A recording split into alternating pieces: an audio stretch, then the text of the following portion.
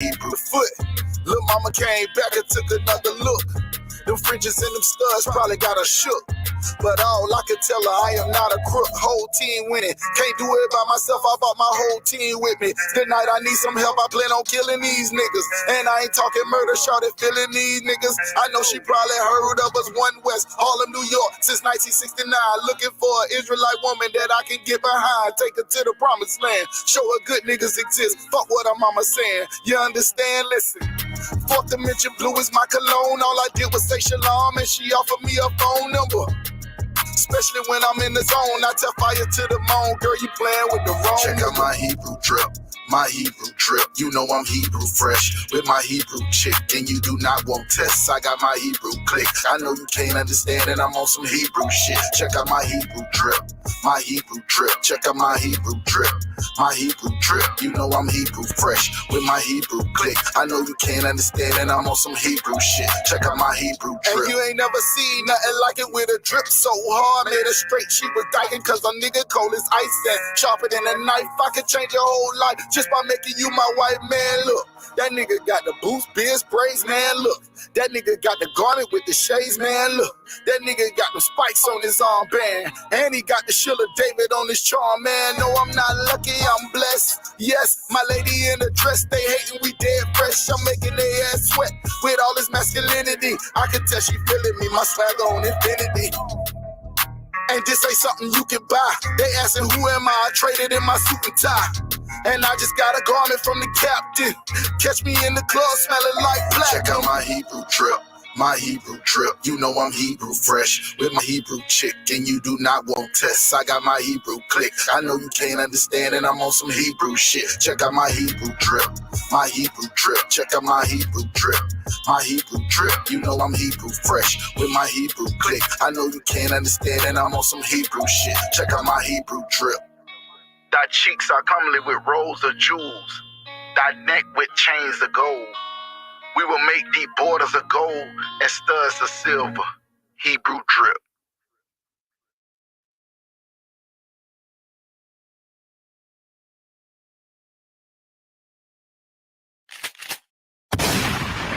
Fucking with my brothers, yeah, we riding. Fucking with my brothers, yeah, we riding. We riding. We riding. Fucking with my brothers, yeah, we riding. Fucking with my brothers, yeah, we riding. Yeah, we riding. We riding. Fucking with my brothers, yeah, we riding. Fucking with my brothers, yeah, we riding. I get the order, yeah, I'm riding. Fucking with my brothers, yeah, we riding. Fucking with my brothers, yeah, we riding. Fucking with my brothers, yeah, we riding. I get the order, yeah, I'm riding. Fucking with my brothers, yeah, we riding. UBK run the corners and war like apparel. We put on the whole armor. Fuck the numbers, the Lord with us, we stronger. Niggas in their feelings, but they better keep their distance. Cause if they run up on us, it's gonna be an ugly day. We gon' fall on you faggots just like the Kentucky 8. Y'all niggas don't really want no problems. Cause we got brothers on Shamar that's itching to get to solve them. Pray to get the order just to follow it. We don't give a fuck about your pride, better swallow it. I'ma ride for my brothers and I die for this truth. Don't believe me, then you could be the proof, nigga. Fucking with my brothers, yeah, we riding. Fucking with my brothers, yeah, we riding. I get the order, yeah, I'm riding. Fucking with my brothers, yeah, we riding. Fucking with my brothers, yeah, we riding. Fucking with my brothers, yeah, we riding. I get the order, yeah, I'm riding. Fucking with my brothers, yeah, we riding.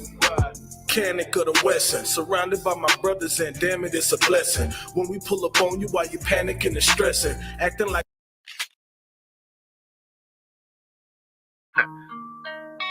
I am black but comely, O ye daughters of Jerusalem, as the tents of Kedar, as the curtains of Solomon. Check out my Hebrew drip, my Hebrew drip. You know I'm Hebrew fresh with my Hebrew chick. And you do not want tests, I got my Hebrew click. I know you can't understand and I'm on some Hebrew shit. Check out my Hebrew drip, my Hebrew drip. Check out my Hebrew drip, my Hebrew drip. You know I'm Hebrew fresh with my Hebrew click. I know you can't understand and I'm on some Hebrew shit. Check out my Hebrew drip. Clothes with a garment down to the foot.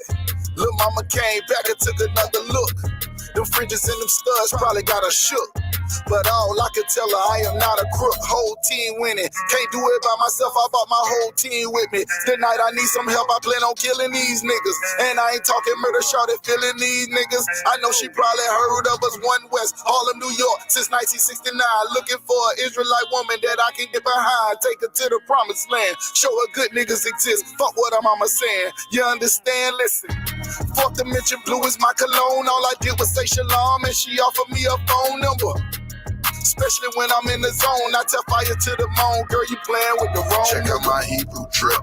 My Hebrew drip, you know I'm Hebrew fresh with my Hebrew chick, and you do not want tests. I got my Hebrew click. I know you can't understand it. I'm on some Hebrew shit. Check out my Hebrew drip, my Hebrew drip. Check out my Hebrew drip, my Hebrew drip. You know I'm Hebrew fresh with my Hebrew click. I know you can't understand it. I'm on some Hebrew shit. Check out my Hebrew drip. And you ain't never seen nothing like it with a drip so hard. Made her straight. She was dyking cause a nigga cold as ice and sharper than a knife. I could change your whole life just by making you my white man. Look, that nigga got the boots, biz, braids, man. Look, that nigga got the garment with the shades, man. Look, that nigga got the spikes on his armband, and he got the Sheila David on his charm, man. No, I'm not lucky, I'm blessed. Yes, my lady in the dress, they hating, we dead fresh. I'm making their ass sweat with all this masculinity. I can tell she feeling me, my swag on infinity.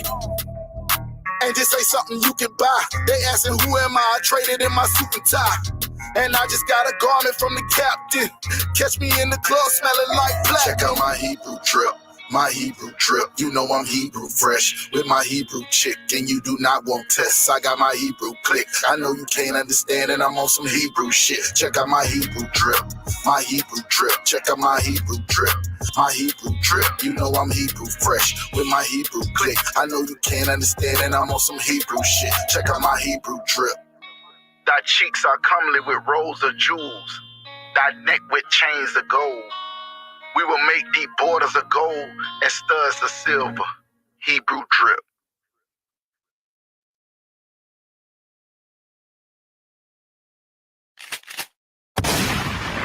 Fucking with my brothers, yeah, we riding. Fucking with my brothers, yeah, we riding. We riding. We riding. Fucking with my brothers, yeah, we riding. Fucking with my brothers, yeah, we riding. Yeah, we riding. We riding. Fucking with my brothers, yeah, we riding. Fucking with my brothers, yeah, we riding. I get the order, yeah, I'm riding. Fucking with my brothers, yeah, we riding. Fucking with my brothers, yeah, we riding. Fucking with my brothers, yeah, we riding. I get the order, yeah, I'm riding. Fucking with my brothers, yeah, we riding. UBK run the corners and war like apparel. We put on a whole armor. Fuck the numbers, the Lord with us, we stronger. Niggas in their feelings, but they better keep their distance. Cause if they run up on us, it's gonna be an ugly day. We gon' fall on you faggots just like the Kentucky 8. Y'all niggas don't really want no problems. Cause we got brothers on Shamar that's itching to get to solve them. Pray to get the order just to follow it. We don't give a fuck about your pride, better swallow it. I'ma ride for my brothers and I die for this truth. Don't believe me, then you could be the proof, nigga. Fucking with my brothers, yeah, we riding. Fucking with my brothers, yeah, we riding. I get the order, yeah, I'm riding. Fucking with my brothers, yeah, we riding. Fucking with my brothers, yeah, we riding. Fucking with my brothers, yeah, we riding. I get the order, yeah, I'm riding. Fucking with my brothers, yeah, we riding. Mechanic of the Western, surrounded by my brothers, and damn it, it's a blessing. When we pull up on you while you panicking and stressing, acting like a bitch with anxiety, mixed with manic and depression. I can hear your heartbeat, and you scared cause you know them bullets ripping through flesh like sharp teeth. But you can catch the Yah Karab after you get your ass beat. We'll double back and finish the job. We can box it out or shoot shit. Whole team full of killers, don't push us cause we known to get ruthless. We welcome all smoke, we ain't hiding. Nigga, if you fucking with my brothers, then we riding. Nigga, fucking with my brothers, yeah, we riding. Fucking with my brothers, yeah, we riding. I get the order, yeah, I'm riding. Fucking with my brothers, yeah, we riding. Fucking with my brothers, yeah, we riding. Fucking with my brothers, yeah, we riding. I get the order, yeah, I'm riding. Fucking with my brothers, yeah, we riding.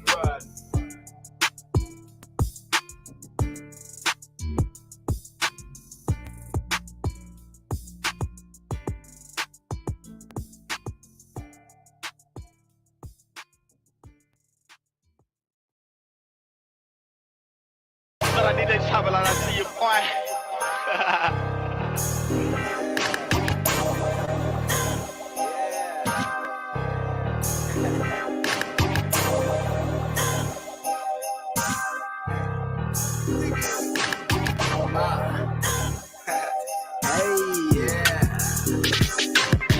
Shit was cool for a week, but when you meet, you find out she for the streets. She gon' bust it for the cheek. She for the streets, leave that hoe for the streets. Don't pay for pussy cause it's weak. No, you can't come with me, you belong in the streets. She fuck with you, and she tried to fuck with me. Man, y'all know these hoes for the streets, man. Y'all better leave them alone. Let me tell you niggas about her whole mind. She was cool at first, but then the hoe done lost her whole mind. She was coming over cooking, had a nigga in right. Baking chicken in the oven, boiling up some jasmine rice. By the time I would find that this hoe was always lying, and when you catch her in the lies, the bitch resort to crying. Realize she for the streets, it ain't take me much time. Had a nigga calling me, blowing up my fucking line. It was over before it started. This bitch was acting retarded, telling me it's just her brother. Yeah, as if I bought it. Better be cautious. These hoes is up for auction. You taking home a woman that gave a box to the office, and it's gonna be a movie the way she party with sauces. If you think that hoe for you, then you have really lost it. Sorry, I'm being honest. The truth will come out regardless. So let this be a reminder that some of these bitches garbage. Shit was cool for a week, but when you meet, you find out she for the streets. She gon' bust it for the teeth. She for the streets, leave that hoe for the streets. Don't pay for pussy cause it's weak. No, you can't come with. You cover, then she let another nigga beat. $40 is $40 is $40. Say it three times. Get that pussy poppin'. She'll put you in the friend zone. I think she done let 100 niggas run 100 yards through her end zone. I wore hand-me-down clothes, never hand-me-down hoes, so I refuse to let you hand-me-down those, yeah. She want a simp, I suppose, give her bread to hold.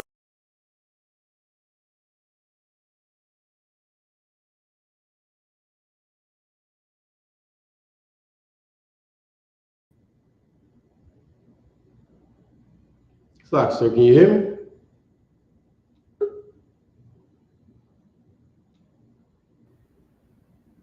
Mashak, you there? Colin, can you hear me, sir? Yeah, I couldn't hear you. I can hear you now. Can you hear me clear? Yes, sir, I can hear you. I didn't know if you want me to let the song ride or not. Yeah, I was just trying to make sure everything was there. Everything was good. You can hear me clearly. You know, it's a national holiday today, so you know what I'm saying. Yes. I ain't at the library. Just trying to make sure everything's cool. Oh, you look too wild, sir. Shit, that background bumping. Clean. Yeah, that shit bumping, sir. Come. Yeah, it might be a second. Just go ahead and finish. Play that track. Let me see if I can get in a little clearer. I'm already breaking up. I can see it. Just give me a second. Yes, sir.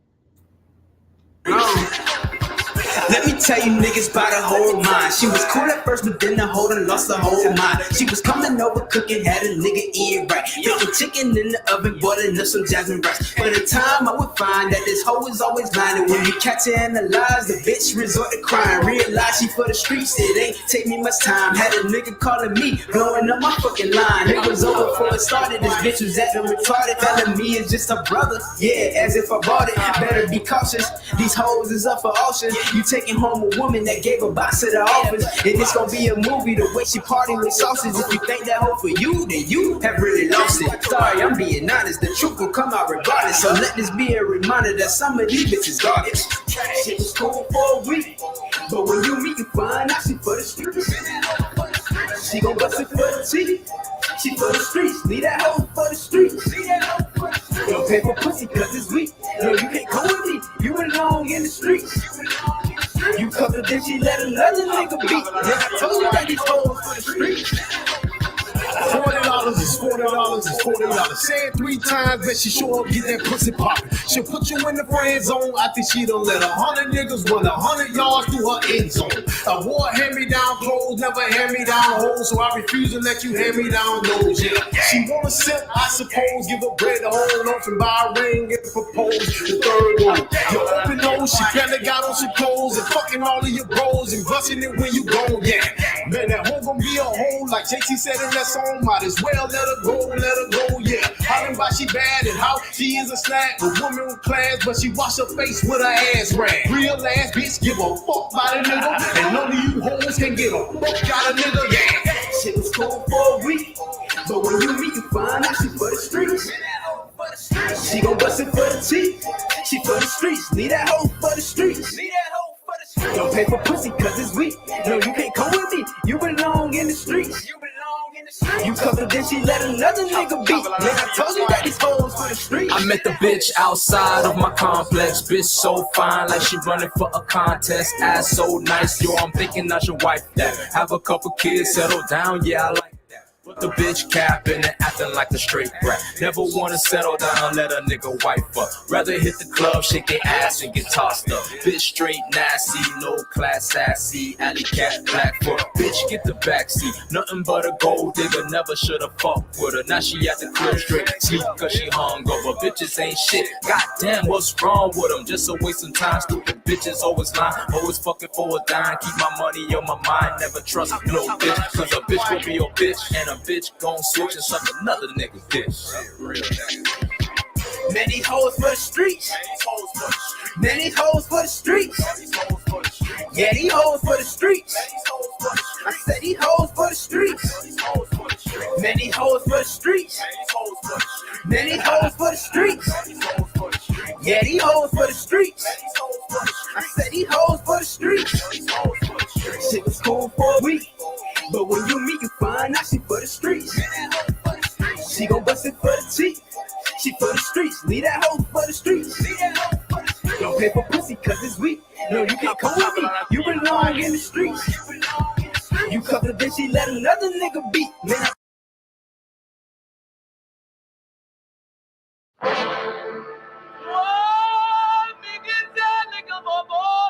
Ain't the shot, you there?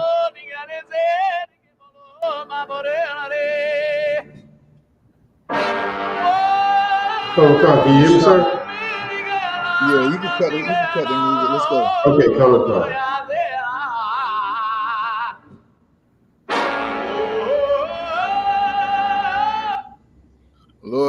Lord willing, it's gonna be over soon. Okay. All right, we good to go? Loud and Yes, clear? sir. Yes, sir. Israelite School of Universal Practical Knowledge started out of 1 West 125th Street, Harlem, New York, back in 1969 under Commanding General Yohana Kazak Damar, ISUPK, Jacksonville, Florida. Shalom Yabashim Sharagatham, Yahweh Shemar Lathan Bashim Yahushua. We greet you in the name, or greet you in the name of the Most High, in the name of His Son, Yahushua. What's going on, everybody? Florida. We here again, Monday night, scripture breakdown. You know what I'm saying? I got Kanak in here. I got young man Lewis in here. I got the sister Crystal, Yakala, Aman, Masha. Let's get it. Shayara, Mario, what's happening? Let's go ahead. Anybody got any questions? Go ahead and put them in the chat. For the next couple of hours, what we'll do is teach you the truth about the Bible. You know what I'm saying? Those things that you ain't never learned by going to church or whatever you ain't never been able to ask ask those things tonight. We'll try to get them answered. Reporting live from Duval County. I got my brothers from the school down in Riviera Beach, aka the Raw. We're gonna tag team this thing on out. Hey, what's going on, Canuck? Everything good with you? Hey, Shalom, how about you? Y'all rock a thumb. What's going on, Lewis? Everything good with you, Lewis? Salaki, sir. Yeah, hold on one second. Lewis, everything good with you?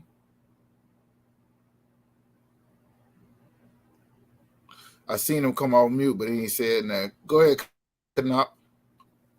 I got a question. All right, go ahead. What's your question? I need a general breakdown on 1 Corinthians 7:13-16. Like a refresher. 1 Corinthians 7. What's your question about? Like, what's jamming you up? I forgot. It kind of slipped my mind what the whole breakdown was. You said 13-16?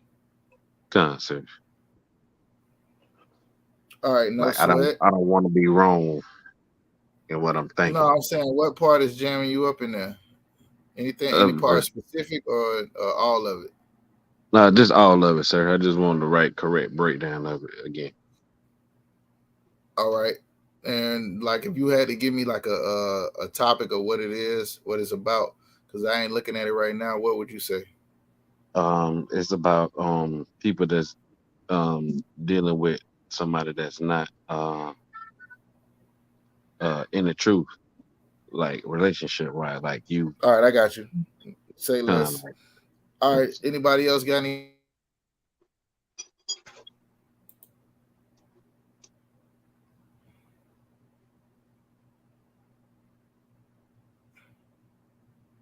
No, yes, no. I see one in the chat. Trooper of mine got a. I'm gonna go ahead and put that down. Anybody else?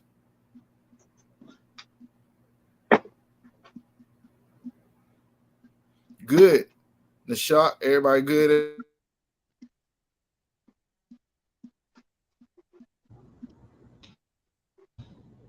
Call, sir. Salakia, sir. We all know the Bible.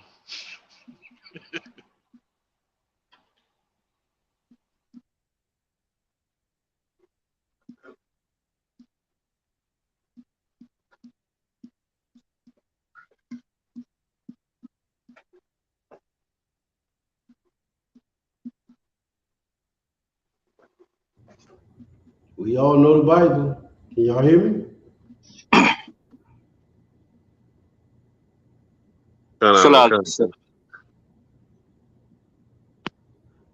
Like we lost office because who said we all know the Bible? Salakia, sir. That's me or mine. I was joking. Since they ain't got no questions. Nah, shit. I got you. Shit, I got you. Well, look at here. Yo, can you hear me? I can't hear you, sir. Can't, sir. Yeah, I done answered everybody's question already, and I was offline. So with that, I passed the class. No, I'm just messing with you. All right. Anybody? I was saying anybody at the school or Lewis. Anybody else got any questions? Can't, sir. All right, you do. What's your question? Salaki, sir. I'm just trying to get a good connection. If you could give me like a couple of minutes. I think it's my connection. I think y'all are good. I'm the only one displaced, and mine is cutting off. So I think it might be me. Salaki, sir. I think it's on my side too. That's why you couldn't hear me when you were asking me. Oh, okay. If I'm to go up and stuff. Yeah. Hey, Trooper Amon, you there? Khan out of one Khan. Hey, shalom, Lord Christ. All right, so Shalom, Kanat, let's go ahead and get First Corinthians chapter 7 real quick. Let's get that. Shock, I might get a chance to actually get a chance to do a topic, huh? Most High Christ. Shit. I like the breakdowns though. Shit. I like the breakdowns. Let me, you know what I mean? I like the What are you talking breakdowns. about? Like questions? You like questions? Yeah. No. Oh, okay. All right, but you know how it is. You get to go back to actual topics or whatever it is. You know what I'm saying? You can actually go ahead and break down the topic. But the questions is very important. You know, I don't know if y'all know this, but you can go to places and learn the Bible, and they're gonna teach you what they want to teach you. Like, for instance, whatever that preacher got as his topic, that's gonna be the topic, and you can't ask no questions. You know what I'm saying? You remember that movie where that nigga was like, "Don't ask no questions." Just pass the collection plate. Don't ask. That was don't be a menace to society while drinking this juice in the hood. Don't ask why pastor got to have a nice house. Don't ask. No questions. All right, so Kanak, you there? Con, sir. All right, let's go ahead and get it. You said verse 13, right? Con, sir. Yeah. All right. So let me just answer this question clearly for everybody that's on the line. No, you cannot get rid of your rib. No, your rib cannot get. No, sis, you cannot get rid of your husband. All right. That's the answer. Everybody good? We all on the same page. Anybody? Khan out of one Khan. All right. Kanak, you ready? Con, sir. Do you want me to start at 11 or 10? Nah, start at 10. Con, sir. 1 Corinthians chapter 7, verse 10. Go ahead and start at 8. That's what 1 Corinthians chapter 7, verse 8. I say therefore to the unmarried and widows, it is good for them if they abide even as I. But if they cannot contain, let them marry, for it is better to marry than to burn. All right, here we go. So this is Paul. He's speaking right into the church of Corinth, the Israelites in Corinth, right? Hey, but look at verse 6 though. Read verse 6. Okay. 1 Corinthians chapter 7, verse 6. But I speak this by permission and not of commandment. Read that again. But I speak this by permission and not of commandment. Anybody tell me what that means? What is he saying? I speak this of permission, not of commandment. Yeah, go ahead. He's saying that what he's saying ain't a commandment. He got the authority to speak and the knowledge and the wisdom to speak as he is, but it's not a commandment given by the Lord. All right, so look, watch this. Watch this. Here's the problem. Isaiah chapter 8, verse 20 says, to the law and to the testimony, if they speak not according to this word, it is because there is no light in them. So what you going to do with that?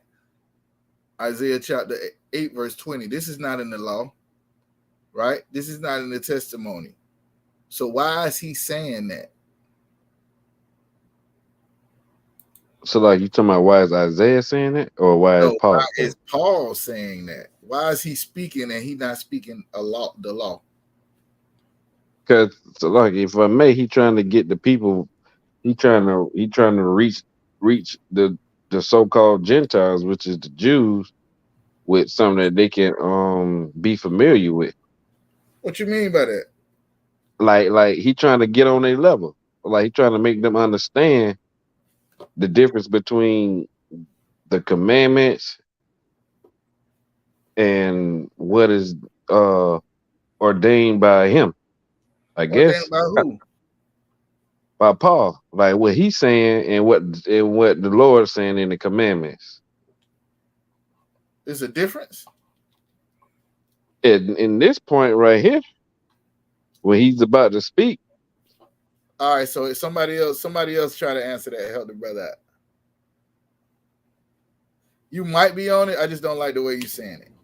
I don't like the way I'm saying it either, sir. Seems like Most High Christ. We agree. But 2 and 3. Anybody else? Salaki, sir. Yeah, go ahead. Come. Yeah, I can hear you. Most High Christ. All right, so Paul. All right, the precept would be like Moses. No, I don't want the precept yet. Okay, go ahead. Yeah, let me see. Let me see if you're gonna give me a precept. Let me see. So it's almost like when Moses said he gave a bill of divorce. Okay. So Paul is like, this is not a commandment, but so, you know what I mean? That, so y'all don't, so we can,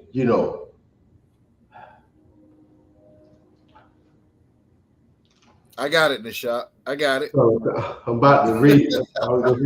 But yeah, it's like it's not a commandment, but it's like, I was about to. He was about to say the same thing you said, but in a different way, right? Somebody give me Acts chapter 26. Acts chapter 26 and verse 22. Right. All right. So look, this is how it is. Like, I'll give you an example. If you understand what Paul is doing, they're setting up these schools, right? And they all outside of the land. They all in different places, in Corinth, in Rome, in different places. And these are Israelites just like yourself who came up, keeping Christmas, eating pork, doing all manner of evil against the Lord. So now he's telling them that because Christ died, you have an opportunity to come back and to be a part of the family of Israelites or the Jews or the Lord's people, be the sons of God, right? I know you ain't kept no Passover. I know you ain't kept no Sabbath day. I know you ain't done none of that growing up. But because Christ died, you got a clean slate, an opportunity to start over and to do what you were supposed to be doing since birth. Now, what does that entail? That entails you keeping the law. Christ said, I did not come to destroy the law or the prophets. I came to fulfill. At first, John chapter 2 says, if you're going to be a part of the body of Christ, you got to walk like he walked. So that means you got to come back to these laws, but you ain't never kept them, right? So there's things that's in the law. For instance, like right now, in the law says if your mama, your brother, your daughter, your sister, right, your son come to you and say, come, let's worship another God, your hand should be first to put them to death. Or that you should stone a LGBTQ person. This is what it says in the Bible. Now, these ain't my words. So if you're going to keep the law the way that it was said to keep it when we had a Levitical priesthood, when we had the temple, then these things you ought to do, right? Now, you had the Pharisees that was in place during the time of Christ, and they were governing the children of Christ based on the law. However, some of the laws they was doing or negating, like mercy, they wasn't giving nobody no mercy. You know what I'm saying? They was taking them tithes. Just like now, they'll tell you don't have to follow the law at all, but they would not tell you that tithes is not one of them. So now as he's building these people, he's coming into the truth. Now you got brothers in Orlando, you got brothers in Tampa, you got brothers in Miami, you got brothers in Fort Myers, you got brothers in West Palm, you got brothers in Daytona, and he's sending these boys an email like, hey, I heard what y'all doing down there in West Palm. This is how you need to do it. Hey, I heard what y'all doing out there in Tampa. This is how you need to do it. If you want to build that school, if you want to follow Christ, if you want to be righteous, if you want to do this, if you want to be down with the Lord, this is the way you need to run school. Now, everything he is got gonna say is in the law, but he ain't gonna tell you nothing that's against the law. Y'all with me?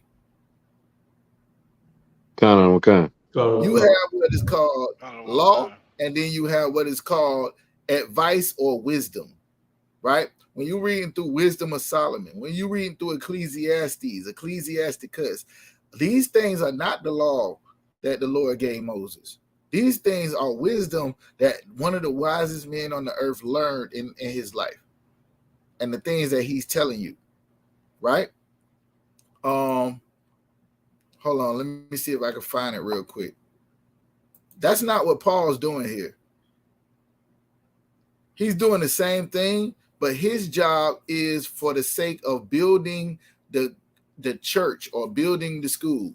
That's his point. That's what he's trying to do. Everybody understand, right? So everything he's saying is wisdom. It's just like reading the Wisdom of Solomon when it starts telling you about a woman, or if you go into Ecclesiasticus 26 and it tells you about a woman, or how a married woman should be, or how a man should be, where Solomon would say, discuss not matters of war with a coward, or things concerning a woman with a jealous woman, or something like that, right? This is wisdom. Now, you could do it. You ain't going to be a sinner by doing it. You feel what I'm saying? But it is not wise. Y'all understand, right? Okay. All right. Hold on 1 second. Let me see if I can find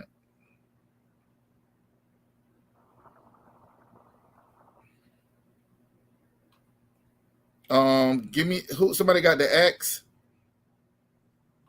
Sir. What was the word? Did I tell you the You said Acts 26 and 22? Yeah. Did I say 22? Yeah. Yeah, read that real quick.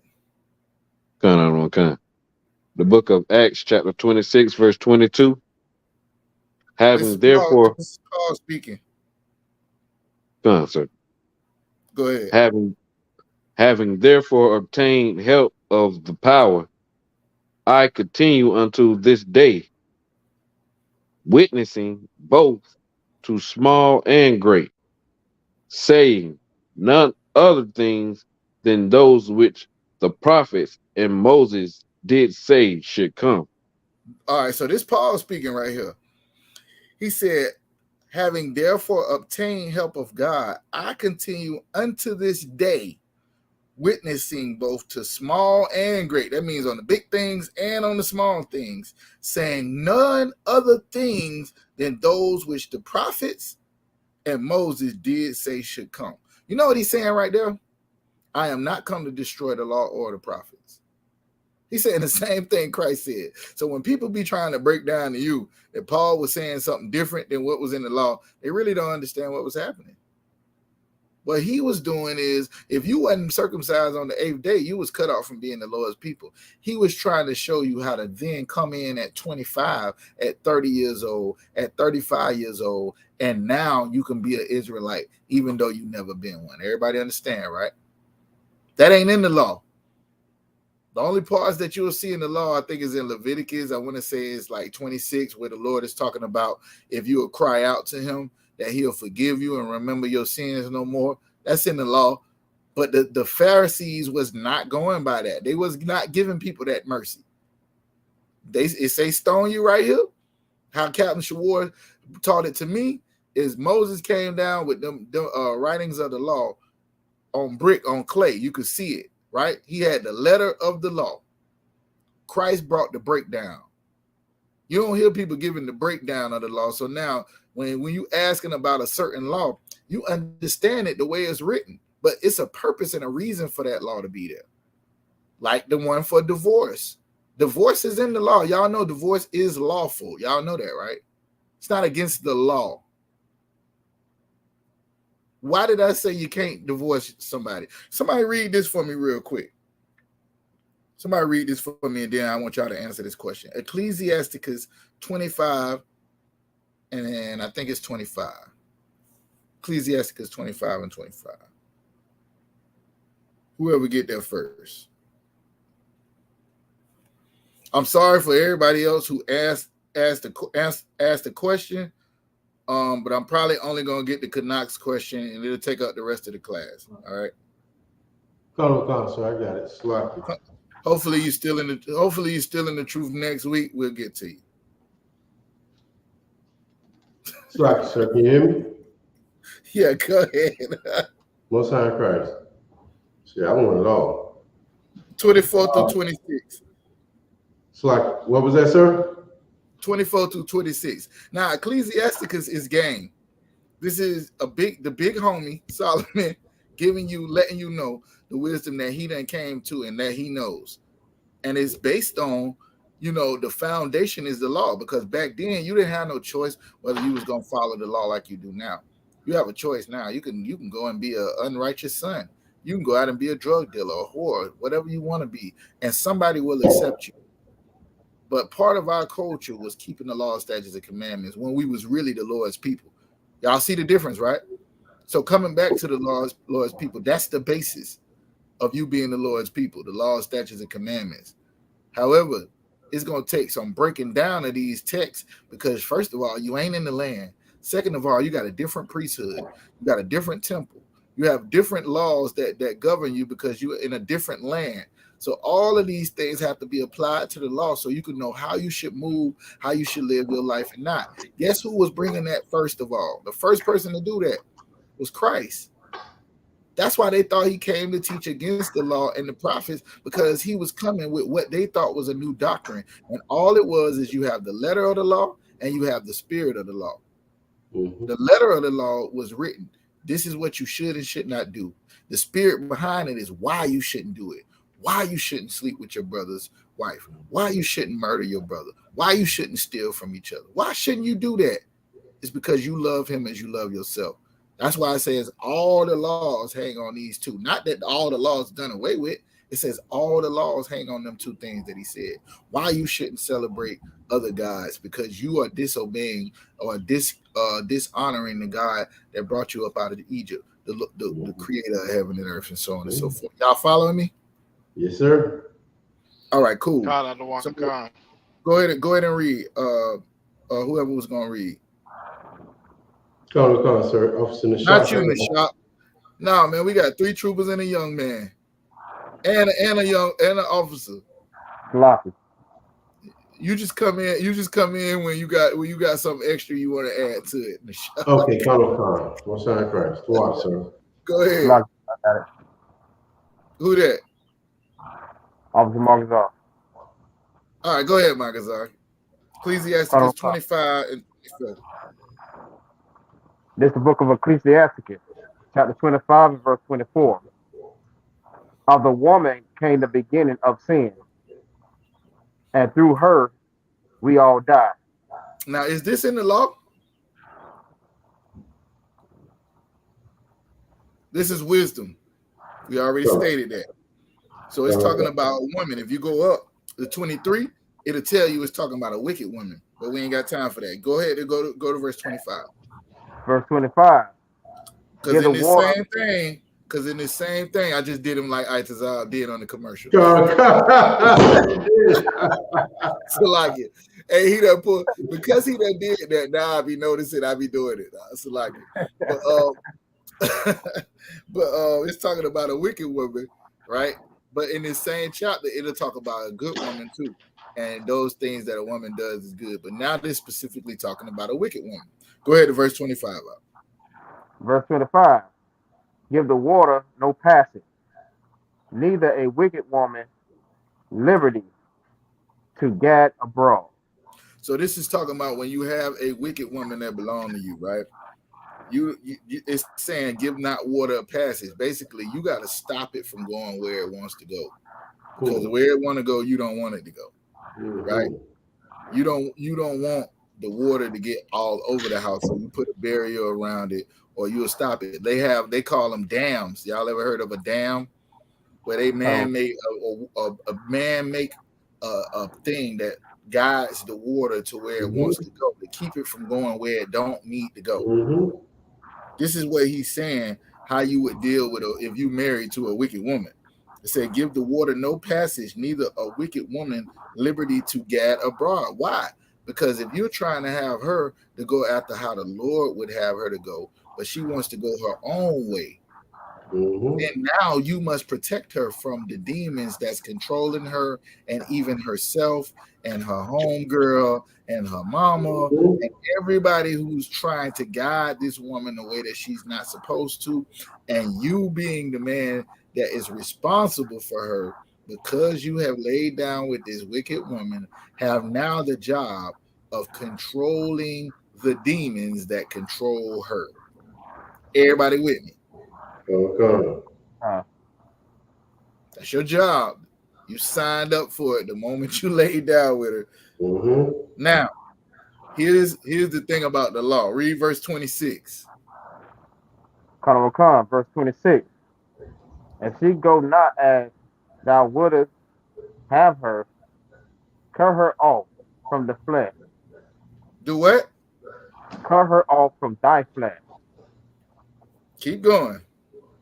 And give her a bill of divorce, and let her go. Hallelujah. Most High. That's in the law. That's lawful. Y'all know that's lawful, right? Now, before anybody log out, before anybody just, you know how they do. I heard what I need to hear, and they just judge. Zach said, right. No, hold on. So why is it lawful? But why did Christ say it? And if you have a woman and you put her away for any other thing besides fornication, you are making her commit a sin, and you are committing adultery yourself. Somebody tell me that. Kanak, you tell me.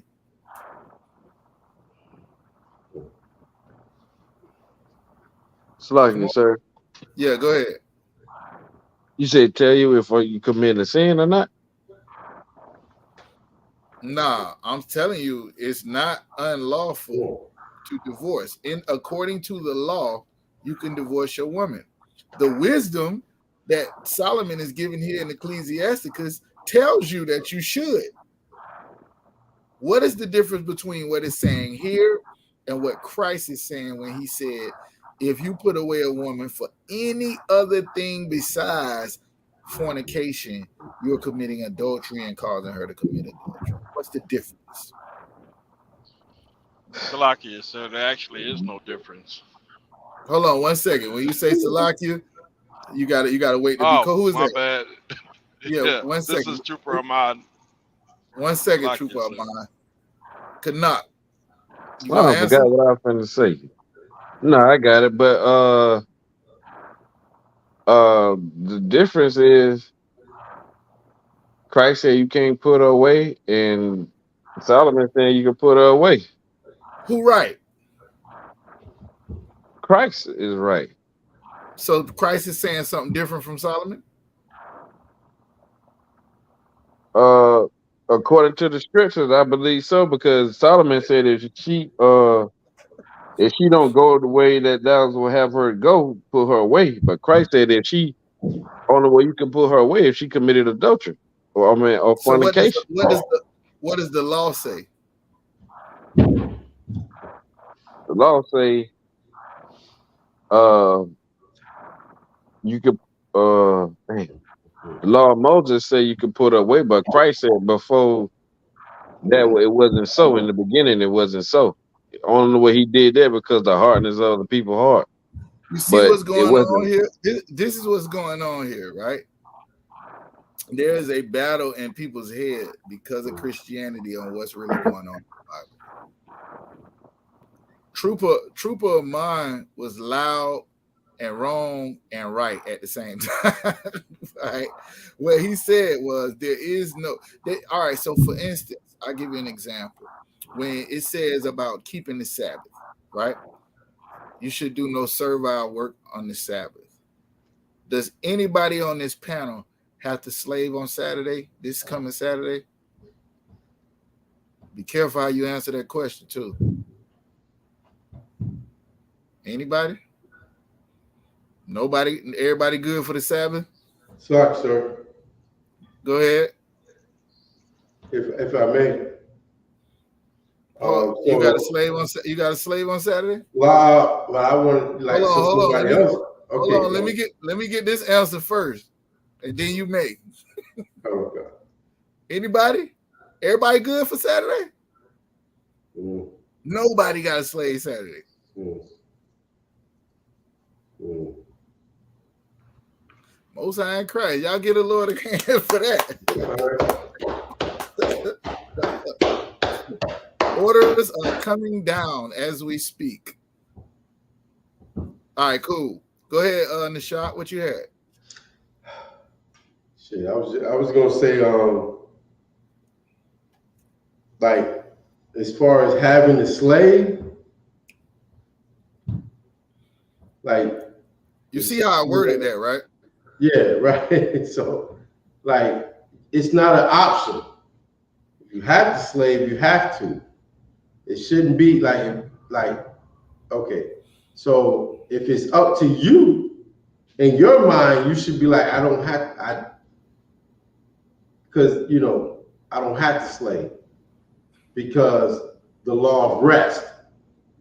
But the society that we live in, goddamn, I don't know how anybody that you just asked and said who don't have to slave, like everybody should be at camp, man. Why is nobody at camp when nobody said they have to slave? It's a requirement for Esau for you to have to work on Saturday. But according to right. the law of right. So here's the difference, right? Let me walk with you, could not, because it seemed like brothers were struggling with it. Am I breaking up when I'm talking on the shop? Law, sir, you straight clear. Okay, all right. Most High in Christ, no sweat. So this is what's going on. Yeah, go ahead. Can I have my mic on mute.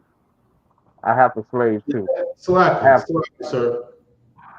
Who is that? No. Oh, you say you got a slave? Nah, it's too late. We already got orders. Slack, sir. Slack, sir. Go ahead. Officer Magazar, when you're not speaking, make sure your mic is on mute. I put you on mute because your mic is making a lot of different sounds. So if you're not speaking, make sure you got your mic on mute. He muted you, Magazar. Oh, yeah. All right, so you were saying you got a slave. All right, no sweat. So let me go back to the point of why I went through all of that, right? The law says if a man find any uncleanness in his woman, he can write her a bill of divorce and let her go. Solomon is saying the same thing according to the letter of the law. What Christ is trying to do is, what Christ is doing is breaking down what that means. Like what you said, Kanab, with Adam and Eve is according to what it says, of the woman became sin and through her we all die. This broad is the reason that everybody dies on the earth. She brought back the sin to her husband Adam, which made him sin, which is the reason everybody dies. Everybody understand that? Y'all follow that, right? Anybody? Everybody know about this story, right? Am I saying? Okay. After she did this, did Adam divorce her? No. You see what Christ was saying?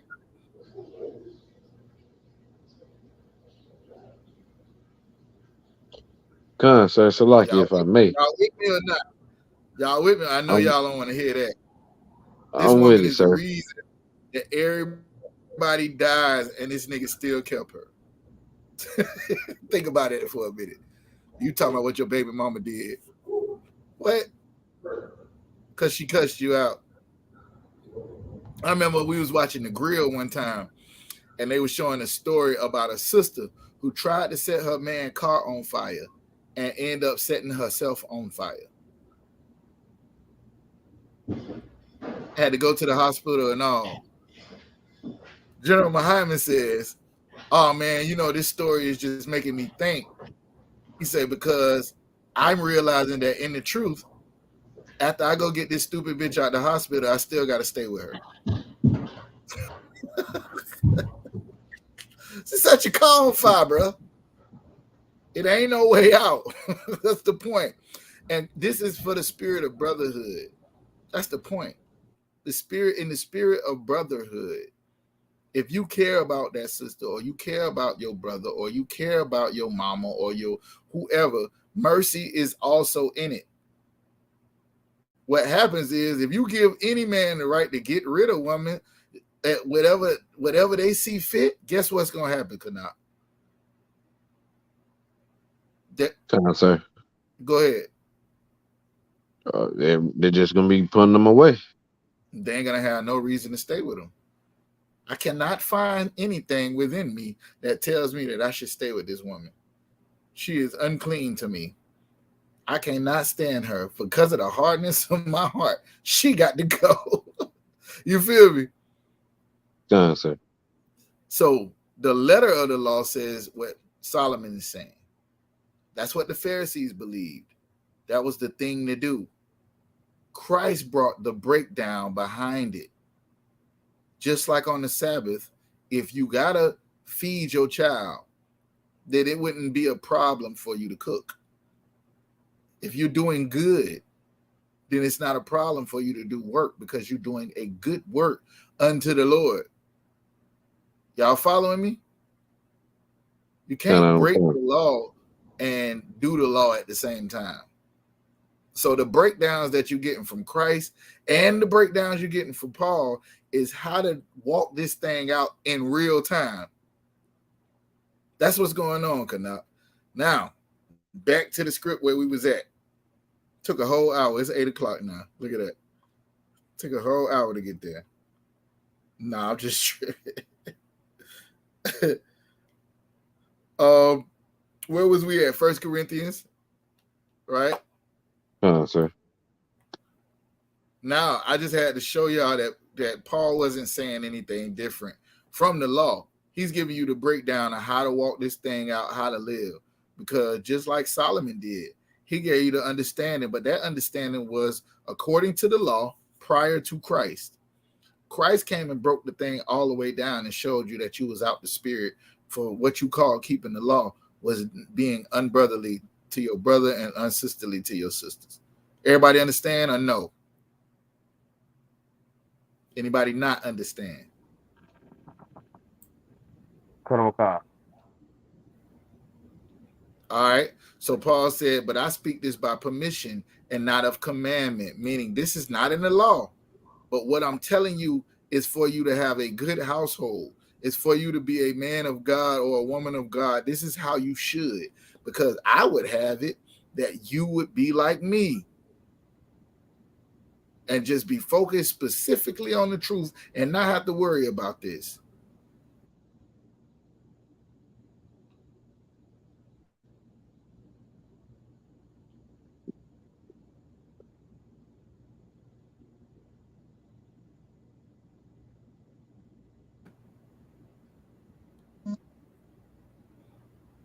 What does it mean to contain?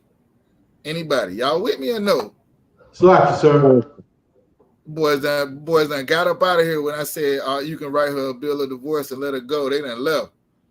Then when I said you couldn't do it, then when I said you couldn't divorce her, the rest of them left. Fell out the truth. Because brothers will fall out the truth to get rid of their woman, right? Sisters that fell out the truth to try to get rid of their husband. Okay. It happens, right? If I got to stay in here and endure one more day with this nigga, I will not serve God any longer. Good night. Good night. I know. Go ahead. Go ahead. Yeah, go ahead. You asked what did contain mean? Yeah, what does contain mean? It means to hold. Yeah, if you can't hold to like like actually be in the truth and not have a woman, meaning you gonna do like you know how them priests in the Catholic Church, the Roman Catholic Church is, they say that a man shouldn't have sex at all, and then they be sleeping with little boys, right?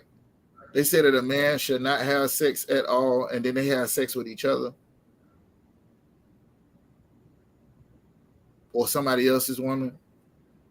Everything but doing it properly. If you can't contain, meaning if you can't live righteously by not having somebody, then you should marry. Because it is better to marry than to do something that is unlawful to please yourself. Everybody understand, right? Kind. Okay. Now let's talking to the unmarried. Go ahead to verse 10. 1 Corinthians chapter 7, verse 10. And unto the married I commend, yet not I, but the Lord. Let not the wife depart from her husband. Now, this Lord is talking about Christ. This is the king's giving his commission, right? We following the king. The king said, let not the wife depart from her husband. Y'all see that, right? Kind. So first he told you what he thought as a brother who's over the school, as the camp leader, as the general, as the brother who is commissioned by God to lead men into this truth. I ain't saying this the law, but this is how you would. I'll give you I ain't gonna give you an example yet. Yeah, I'll give you an example right now. Y'all ever heard of anybody in here ever heard of the 6-month rule? Kind, sir. I would hope everybody in Florida has heard of the 6-month rule. Anybody know what the 6-month rule is? Lewis, you're a young man in the truth. What's the 6-month rule? A brother or a sister, if they come into the school for 6 months, they to shed themselves of the world. So if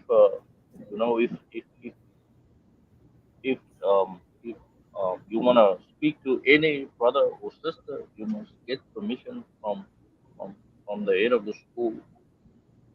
So for the 6 month rule is actually you in there not to be in a relationship, but to become a new person. That's right. If you come into the school and you already got a wife or a husband, then you already got a wife or a husband, right? But why, when you coming in here and you're changing your life, yeah, you gotta put. You come in here and you changing your life. You don't want to get any new relationships while you're doing that because you're learning how to live in the truth, right? So for 6 months, you off limits. I don't care if you come in here and you meet who you think is the love of your life, who you love, some man, some woman, or whatever the case may be. Your job is to learn the truth, to get you together. And then, even if after that, there's another 6 months where you could talk to somebody, but you will not touch them. You will not be what they call intimate with them. Y'all just discussing whether or not it makes sense for y'all to even talk about doing anything. Now, y'all know in the world, people sleep with each other the first night. Y'all know that, right? He met her at the club and he went home with her that night. They don't know. They don't even know each other last name. You don't know how many demons this woman got on her. You don't know that she just bonded out for setting her husband's car on fire. You don't know nothing. You don't know nothing. You just know that you wanted to smash and she gonna let you. Right? And then you can say, if you in a fake Israelite group, you can say, well, I found no cleanliness in her. I learned stuff about her the next day that I don't like. And just write her a bill of divorcement and let her go. This wisdom is to not have that happening. Right? Y'all got me? All right. To the unmarried. Now, to the married, I command, not me, but more so Christ, let not the wife depart from her husband. This is what Christ was saying. Like a marriage bond is supposed to be forever. Not till I get on your nerves. Not until we no longer get along. Not till she don't look like she used to look 30 years ago or 20 years ago or 10 years ago. Not until she won't shut up. Not until she piss you off. Not until he get another rib. Forever. That's what marriage is supposed to be. A covenant that will never be broken. Verse 11. Kanop. Con. But, and if she depart, but, let her. and, wait a minute. The Lord just gave you a command. Why is there a but and why is there an and? Anybody?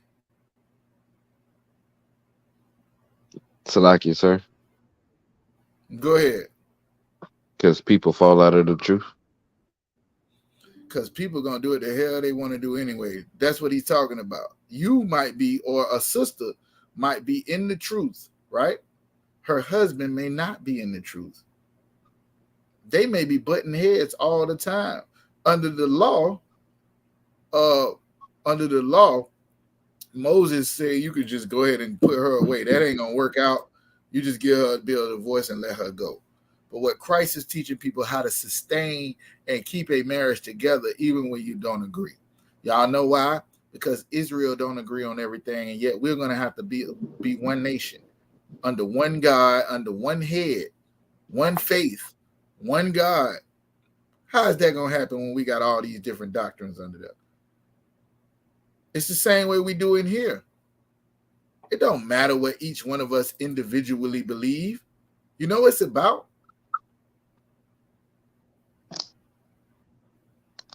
What does the head say? What does our king say? What does Yahweh say? You know what? Maybe I want to get rid of this broad. But Yahweh said, nah, that ain't brotherly. If she don't sleep with nobody else and you know about it, then you causing her to go and sleep with somebody else by putting her away. And therefore, you can both of y'all commit adultery. That's what the king said now. Y'all get that, right? That's a breakdown of the law. Now, let's say a woman is in a relationship. The Lord done told her not to depart. But, and if she do now, keep going. But, and if she depart, let her remain unmarried. Or be. So, like, sir, can you hear me? Yeah, I can hear you now. Go ahead. Okay, so like, but and if she depart, let her remain unmarried. Let her do what? Remain unmarried. All right. So now you have instances. People will ask you, what about if the sister is in an abusive relationship? Or what about if this happened? And what about if that happened? Right? The command from our king is for her not to leave. But if she has to leave for her safety or for the safety of the kids, this nigga done lost his mind. He is doing something that is going to put her in danger in her life. She might be allowed to separate. That's the word, depart. Right. But if she do, she's choosing not to be married. Y'all see that, right? You can't just, you know what I'm saying? You can't just say, nah. A sister can't say, nah, I don't want to be married to Kanak no more. I want to be married to a man. You can't do that. If you gonna leave in the truth, now I don't know if y'all understand, but there is a responsibility that comes with sex. That's what this is all about. It's a responsibility that comes with sex. And if you do it, you are bound to this woman, you are bound to this man for life. Now, if something happened down the line where y'all not able to stay in the same house, then you could depart, which is not what God or Christ said, but you have to remain unmarried, or what's the other option? So like be Read it. or be reconciled to her husband. All right, or take your ass home. That's it. Those are the options. You could be married, unmarried, or you could take your behind to the house and go and patch that thing up and get it back together. Keep going. Kind. And let not the husband put away his wife. So just because y'all get to a point where y'all ain't agreeing, sister may leave, whatever the case may be. If she remains unmarried, then y'all could still be reconciled. You can't say, "Oh, you wasn't with me. You wasn't with me when I was down," and blah blah blah blah blah. So now when she want to come home, you don't allow her to come back home. You with me, Kana? Kind, sir. There's times in a marriage where you should be separated, and if those times come, then the woman can depart, but she cannot leave and go get another husband, and you cannot stop her from coming home when she's ready to conceal or reconcile that marriage. He's saying that, yeah, y'all went through whatever it is, but this thing is for life. That's what Christ said. Husband. Verse 12. Oh, yeah. Nope. Verse 12. Go ahead. But to the rest speak I, not the Lord. All right, here we go again. He done told you what the Lord said with Christ. He done told you what he was saying concerning other things to the married and to the unmarried. He gave his advice, and he also told you what the Lord said. But to the rest, I'm saying this. I'm saying this, not the Lord. This ain't come from Christ, but I'm breaking this down with the information that I have in the spirit of brotherhood, right? On how you would deal with this thing in the truth. It's no different than you getting some counsel, you getting some advice from your camp leader, some counsel from a brother who's authorized the counseling in the school, whatever the case may be, and they tell you this.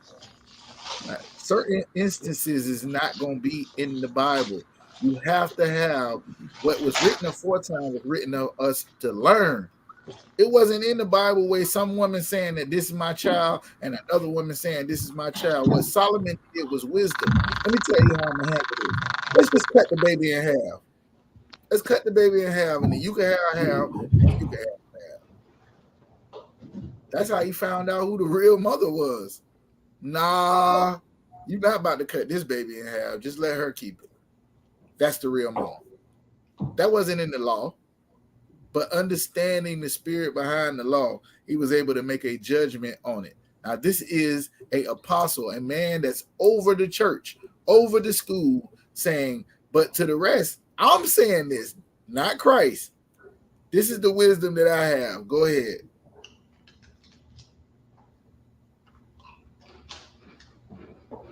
Kind, sir. Canuck, you Not there? kind, sir. I'm here. But the rest speak Go right I. ahead. Kind, sir. But the rest speak I, not the Lord. If any brother hath a wife that believeth not, and she be pleased to dwell with him, let him not put her away. All right, stop right there. Y'all know that there are fake Israelite groups, specifically ones that wear purple, that would tell your woman if she joins the IUIC that if you ain't in there, she don't have to be with you, right? They would tell you if you join they clique, I'm using that word clique on purpose.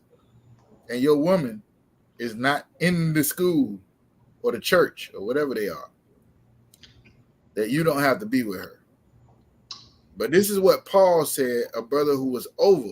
Now, I know, like, what, about 75% of the New Testament has something to do with Paul.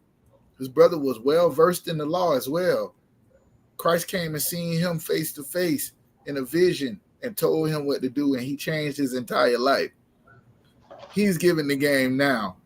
If a brother have a wife that don't believe in what you believe in, she don't believe in this Israelite stuff. She don't believe the white man is the devil. She don't believe that a man can have more than one wife. She don't believe none of this stuff. She don't believe that you shouldn't eat pork, shrimp, crab, and lobster. She don't believe that you shouldn't celebrate Christmas. But this your wife, though.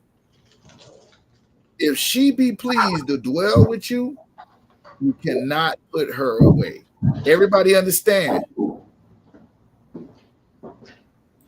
Con. Count on the one con. All right. Y'all sure y'all understand? Con, sir. All right. Wait till she get ready to go to the club. See if y'all still understand.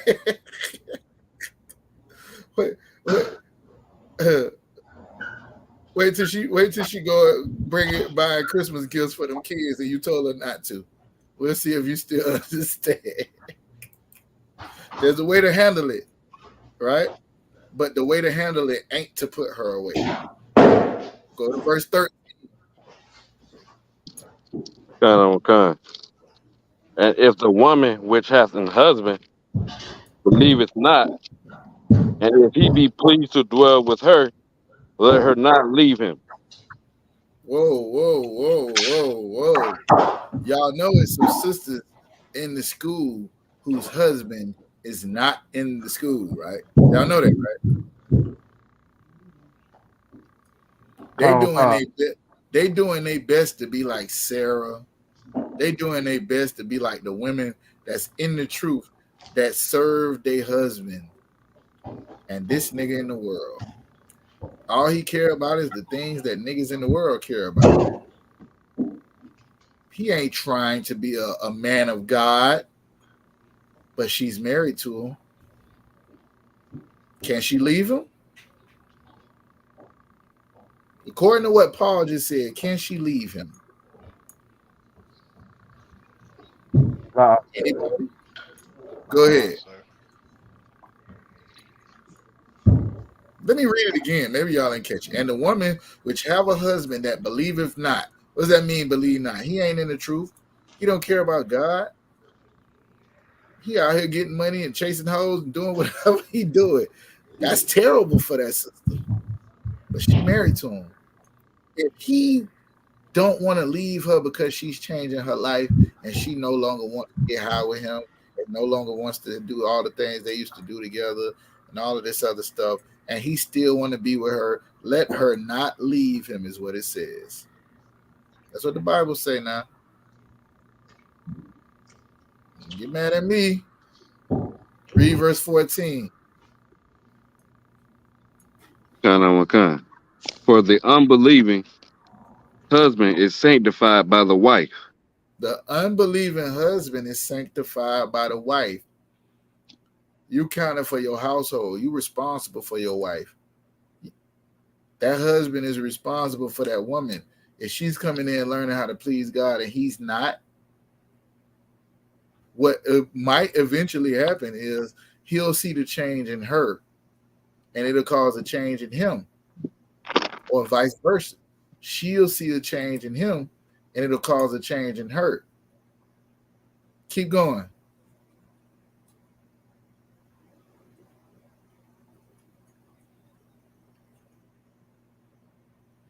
Kanat, you there?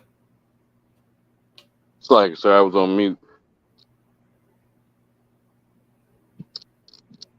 For the unbelieving husband is sanctified by the wife, and the unbelieving wife is sanctified by the husband.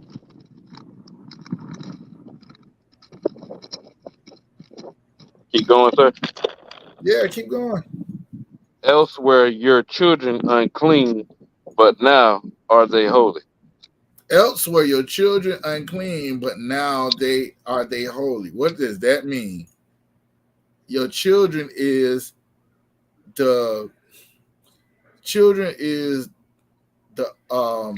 result of your union, meaning two flesh become one. Now you have this one flesh that is a part of you and a part of her, right?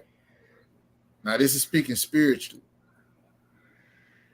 If you're gonna raise them up in a household, somebody in that household knows the truth. Y'all get that, right? So not both people ain't talking about what you want for your birthday, what you doing for Christmas. Both people ain't saying you can eat whatever you want. Somebody is holding down the truth. It's still a battle there because there's demons on one part of them, and you want a whole household to run with both people to be on the same page and on one accord. It would be better that way. But what he's saying is just because you're not, don't mean you can leave that woman or that man. You have to be the example of what righteousness is to your children, because that's all they got. Everybody understand? Now, here's the flip side to that. Verse 15, go. I know you ain't asked me about verse 15. I did. All the way to 16, sir. Oh, okay. All right. Go ahead. Verse 15. I thought you had 11 through 13. Go ahead.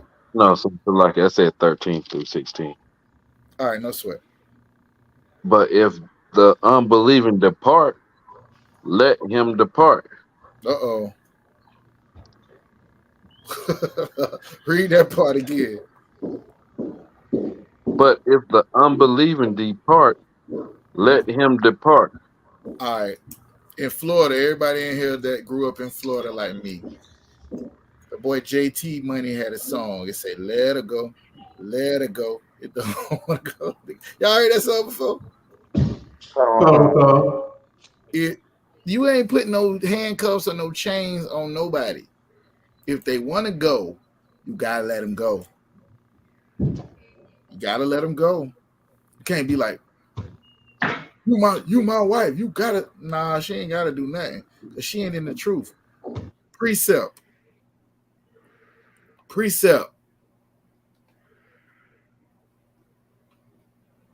Yeah, I know.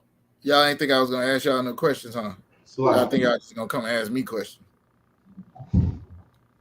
Sorry, sir. Anybody? Go ahead. Can you hear me, sir? Yeah, I can hear you. Oh, okay. So yeah. So now what you're saying, it's very, heavy. So like we've been on the whole thing the whole time. Like you saying precept on, if she doesn't want to be or do what the what I mean, what the brothers say to do or be, that's it. I mean, I ain't trying to be, basic, but it's Christ has said, if she don't,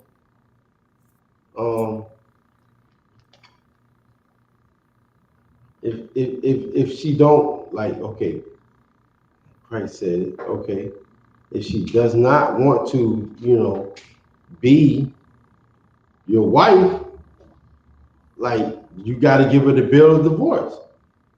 You know what I'm saying? Nah. That you almost on it. But first of all, this is Paul saying, "I said not the Lord," right? But he's saying if you come into the truth and your woman don't want to come into the truth, but she want to be with you, you got to stay with her. Right. If she don't want to come into the truth and she leave you, you got to let her go. Oh, if she leave you? What I'm saying is, what's the precept? The fact that people gonna do what they want to do anyway. Anybody know the precept before I give it to y'all? There's one in particular. Somebody said Salaki? Yeah, go ahead. Salaki, go ahead. Officer Isazar. Who else said Salaki? Officer Marcus. Go ahead, Itazar. Go first, and then I'll see what Magazar had.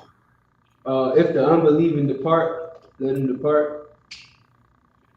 Yeah, that's what we're reading now. That's not a Okay, precept. I'm sorry. I just said the answer. No, no sweat. That's exactly what we're reading now. I'm asking, why would he say that when he just told you that you should stay with him? But if the unbelieving depart, let him depart. Why is he saying that? What? And I said, let me repeat what I said before Magazar tried. I said, because if they don't want to listen to the Lord, then this doesn't apply to them anyway. What's the precept? Magazar, what is it? All right, I'm gonna give it a shot. Matthew 10 and 14.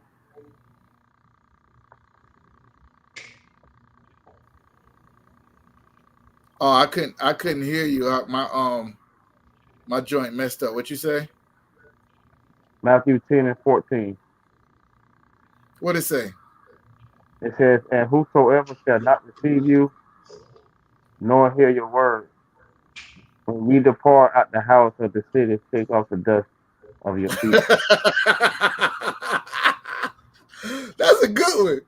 No, that ain't the one I was thinking about. You can't do that on your rib, huh? That's a good one though. Hey, boy say kick the dust off your feet on him. I gotta go. I already told you.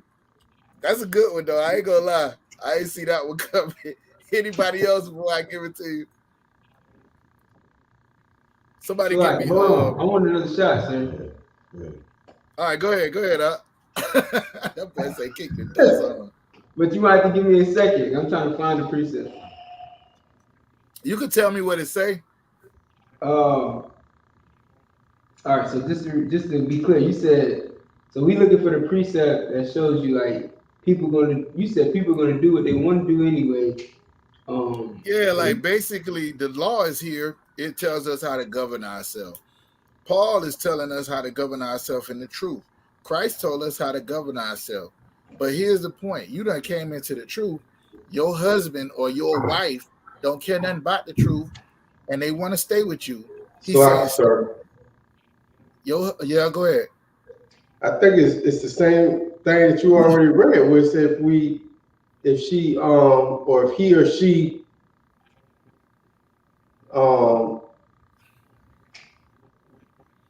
what's the word? If Wants to they depart, let them depart. right, That's what no, if they like to dwell with you or whatever, yeah. you know what I mean? If they want to dwell with you, then they can dwell with you. It's no sweat. You don't believe that Christ is black? Shit, I do, but hey, whatever. You know what I mean? I still love you with your stupid ass, right? Right. I shit. Hey, you know what I mean? Like, okay, you know what I mean? No sweat. No, that's not the point. The other side of it in the shock is why, if they want to go, you have to let them go. Why is that important? Sloppy, sir. Hold on. I Tazab say he want. You can't. You oh shit. Oh shit. Okay. See, that's what I was trying to understand it better. Like, so that's the real question. Like, why you have to let her go if she want to go? Well, I gave the answer to it. The answer is people gonna do what they want to do anyway. Right. Okay. But I said, what's the precept to that? And I was about to give the precept. Do anybody know it, or I just need to go ahead and give it to y'all? Oh shit, I'm just confused. Slack, sir. All right, let's go to the precept and then y'all will get it. Give me Romans 8. Trooper of mine, you there?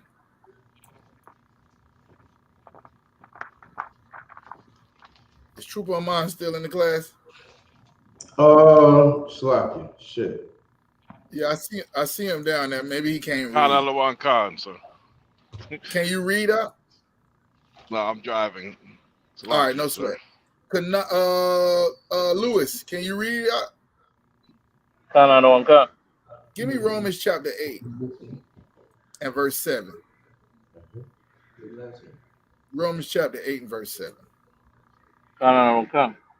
This is the book of Romans, chapter 8, verse 7.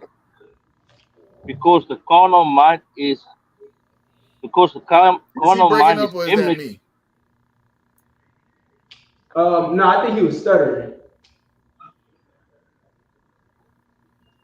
All right, try it. Try it, Lewis. Uh, Cancer. This is the book of Romans, chapter 8, verse 7, or 7 or 9.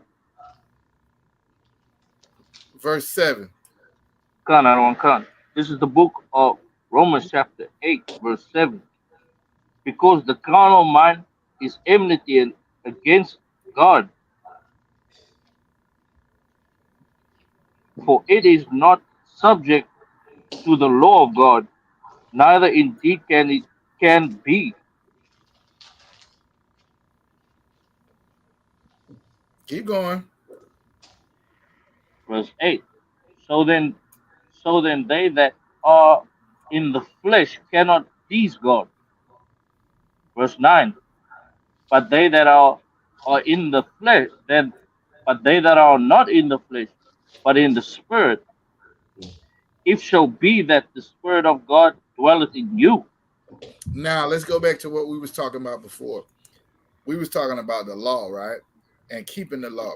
You got to know without Ezekiel 36 and 27, the Holy Spirit, the spirit that the Lord gave, once Christ said, I'm going to go and this spirit's going to come upon you, that is the spirit that will allow you to follow God. That's the spirit of obedience to tell you to do what God said, as opposed to doing what you feel like doing. My flesh says I want to get high, or I want to have sex with every woman I see, or I want to do this. God says you can't do that. So now, what in the world? Because you know, in America, you are allowed to chase your own desires and do what you feel like doing and make the world your oyster and all this other foolishness they tell you, right? In this truth, you have to deny yourself in order to serve God, right? So if you do that, that don't mean that your husband or your wife is gonna have the fortitude to do it. It doesn't mean that. But they married you. And the unbelieving wife might be sanctified by the believing husband, meaning your strength and your ability to have that might help for you to be the strength that your wife or your husband don't have to serve God. Maybe the Lord gave you the Holy Spirit in order for you to use it to the benefit of your family and your kids and everything else. So if they want to be with you, that's fine. If they don't, you got to remember that people going to do what they want because the carnal mind is an enemy of God. It is not subject to the law. It is not subject to the law. What does that mean? Somebody break that down. What you mean not subject to the law? Salakia, sir. Let me see if Itazar got it. That was you, Itazar? Kind of. So I was Go gonna ahead, break it say, down for me. being subject to the law, meaning you're able to be punished by the law. Like you adhere to the law, so therefore, you know what I'm saying, you can get the rewards, the You benefits. saying you saying Huh? a carnal mind adheres to the law? So you said when it says a carnal mind is not subject to the law, That's meaning correct. like they're not like, okay, so like I gave it to you on the other hand, right? Like, so someone who is subject to the law, they're able to keep the law and they'll either receive the benefits, or if they break the law, then they'll receive the punishment. But someone who is not subject to the law, I mean, they don't care, they don't know the law, and they don't keep the law. They're not, they don't get the benefits or the punishment. Go ahead. Go ahead. Go ahead, Lewis. What you was gonna say? Salakia, sir. I was just gonna say, like, for like Officer Itis up, brought it out so nice. With being subject to the law is, you subject yourself under the law because those guys weren't in Jerusalem where they had to be subjected under the law and get punished by the law. So, those that were subject to the law, would subject themselves to the law. And if you have a carnal mind, you wouldn't be subject to the law. All right. So y'all own it. but not so much the punishment. This right here is not talking about the punishment. This is talking about you bringing yourself under subjection based on the spirit that you have. In other words, there's people that knew the law and knew they was going to die for sleeping with another man's wife, and they still did it. There's brothers that know they're going to get 100 years for selling dope, and they still do it. There's people that know that they're going to die for doing certain things, and they still do it. You know you're going to die for getting high, but you still do it. Why? Because there's something other than God controlling you. When you're carnal, what is controlling you? Your flesh, your own desires, right? The pride of life, the lust of the eyes, and the lust of flesh. These are the things that are more, that's way more important than you what God want. You don't care about what God want when you carnal. Man, I'm trying to get these money. Man, I'm trying to get these hoes. Man, I'm trying to do this. That's what you thinking about. You're not thinking about nothing God is saying, but you still gonna get the punishment. Yeah, that's the only part I would say y'all not off of. You're going to die. You are. But you ain't subject yourself. Ain't nobody in this class that says con out of one con to a man over them gotta do nothing. You don't have to be here. You here because the spirit of the Lord is trying to have mercy on you, and he called you from in the world to come in here and subject yourself to men. Some of the men gonna be younger than you. Some of the men that you might be smarter than, but they outrank you in here in the Lord because they have earned their spot. You subject yourself to these men. You ain't gotta do nothing. You can go out and do your own thing and be your own man and have your own mind. You could do that. Y'all know y'all could do that, right? If you've been thinking about it, you probably should just go do that. The men in here, we subject ourselves to the rank, order, and structure that the Lord have laid out all the way back from Moses' time. Captains of 50s and captains of thousands and captains of hundreds and officers. We subject ourselves to the law. You know it ain't no priest that's going to come and see you eating a pork chop sandwich and kill you. You subjecting yourself to that law because it's spiritual. Y'all get that, right? Sir. Maybe the brother or sister that you married to, I'm saying brother or sister because I'm speaking to the sisters too, not just brothers. Maybe the brother or sister you married to have not subjected themselves unto the law. They still want to go to all you can eat shrimp. They still want to get high and smoke weed. They still want to do whatever carnal things that you left behind. That don't mean you can leave them. Now, if that demon tells them to leave you, you got to let them go. Because they are not living by the same rules you living by. You pledged the oath to the Lord and to yourself that you're not going to do nothing that Christ didn't say. They ain't made that same promise. They ain't living by them same laws. It's like you being an honest man dealing with somebody who's dishonest. You being an honest woman dealing with somebody who's dishonest. Now, if they want to be with you, Paul is saying you got to be with that dishonest woman, that dishonest man, because marriage is forever.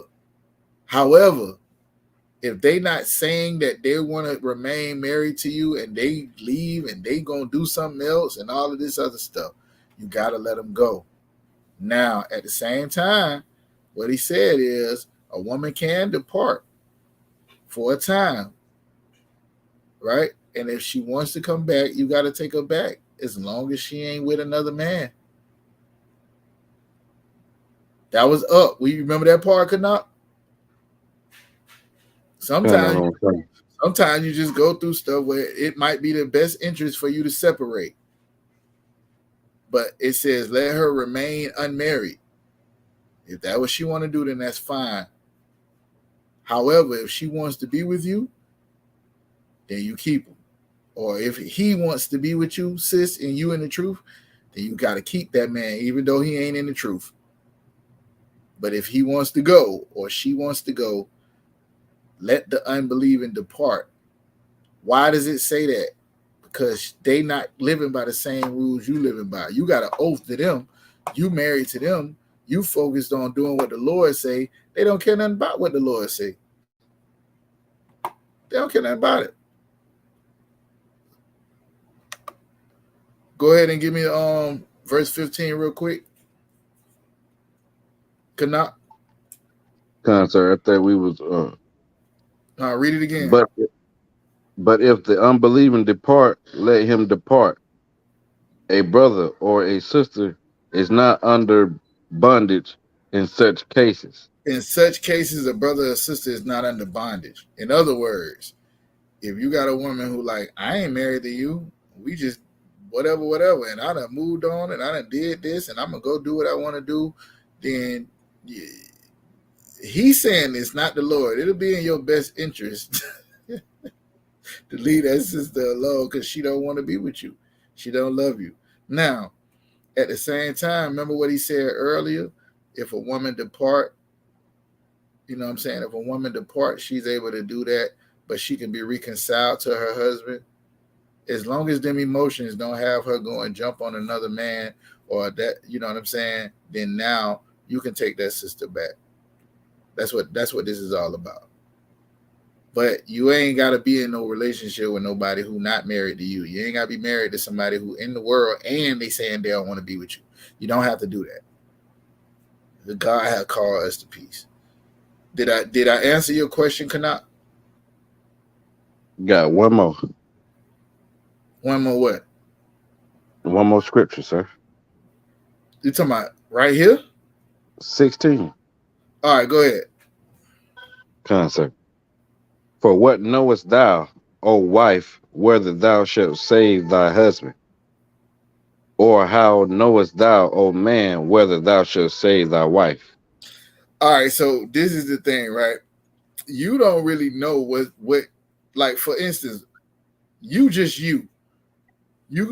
don't perceive yourself in the same way that other people perceive you. You don't think you have no kind of power and authority when it comes to your husband or when it comes to your wife, unless you do. Some people think they got more power and authority than they really got.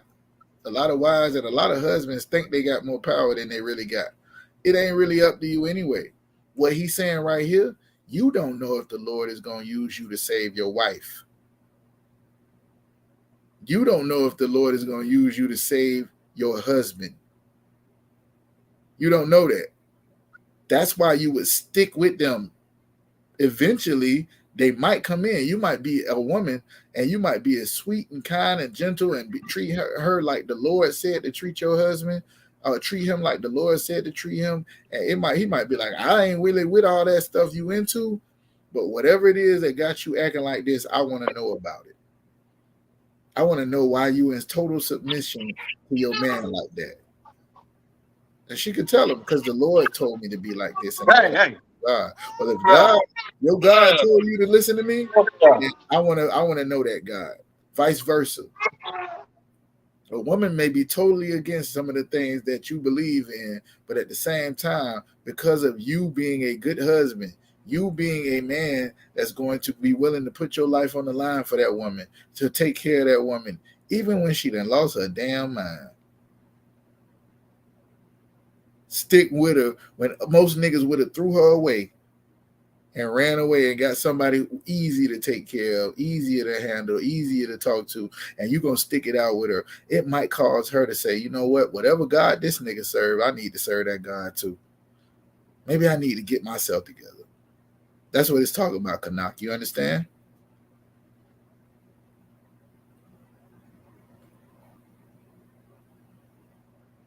Kanak, you there? Sir, I understand. The water.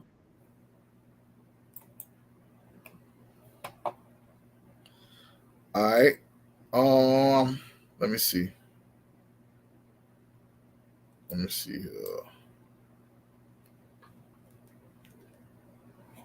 All right, let's see if we can get this other question in then. Anybody not understand what we just broke down? Anybody got any questions on that?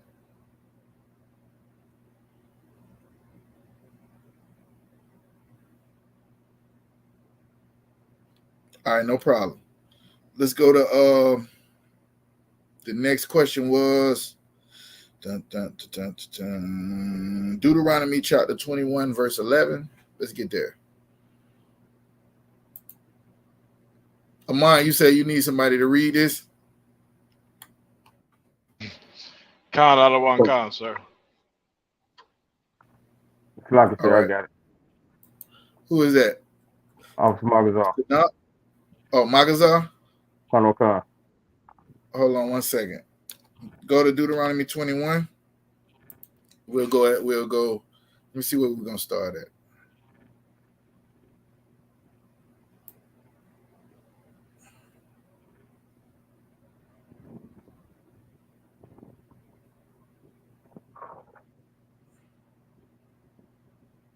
All right. Let's start at verse 10. Colonel Khan. It's the book of Deuteronomy. Oh yeah, let me do this. Like since I could not like this, let me do this. It is against the law to sleep with women who are not from the 12 tribes of Israel. Let's just get that out the way right now. All right. Let's get that out the way. And under no circumstance, no matter what, is it okay to take the box to rape a woman. That is not in the Bible. Everybody understand? And it is a crime punishable by death to rape a woman. Y'all know that. Colonel Khan. Con All out of right. one con. All right. Let's go ahead and read it. Let's break this down there. What is this saying? Khan. Go ahead. Deuteronomy chapter 21 and verse 10. When thou goest forth to war against thine enemies, and the Lord thy power have delivered them into thine hand, and thou hast taken them captive. Verse 11. And seeing among the captives a beautiful woman, and hast desire unto her, that thou wouldest have her to thy wife. Then thou shalt bring her home to thine house, and she shall shave her head and pare her nails, and she Go shall ahead. put the raiment of her captivity from off her, All right. So and let's shall stop right there. Let's stop right return there. on her. All right. So this is domestic, meaning how can you put it? This is domestic. This is what you are able to do in your own home. Okay. What people don't understand is there are instances in the Bible where you have brothers and sisters who go to war with each other. You know what I'm saying? Like you had Saul and David. You had Absalom. Is that David's son, Absalom? And his brothers and his fathers. You had the tribe of Benjamin. I think it was who did they go to war with? I can't remember. You had times where Israelites would team up with Esau or Edom to go against Moabites.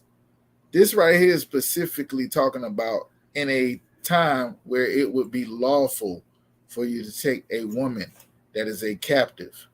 In other words, based on Deuteronomy chapter 7, when the Lord said, you go in there, you don't give your sons to their daughter, and you don't give your daughters to their sons.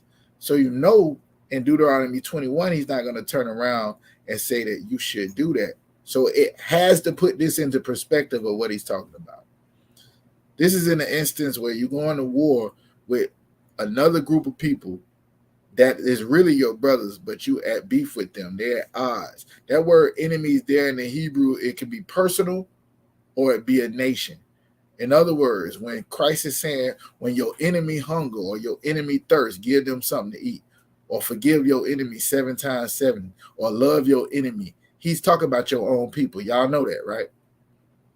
Colonel Khan. Con out of one con. But then there's another enemy that he says, those my enemies who are not that I have rule over them, bring them and slay them before my face.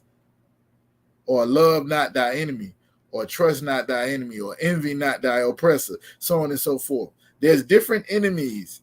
Well, with this one, when you're going to war against them, and the Lord is giving you the upper hand in this, you're able to take them captive. You're not destroying everybody like he's talking about in Deuteronomy 7. It said burn down their graves. It said burn down all of these things that they have, their stuff that they have to their gods. These are people that's not like that.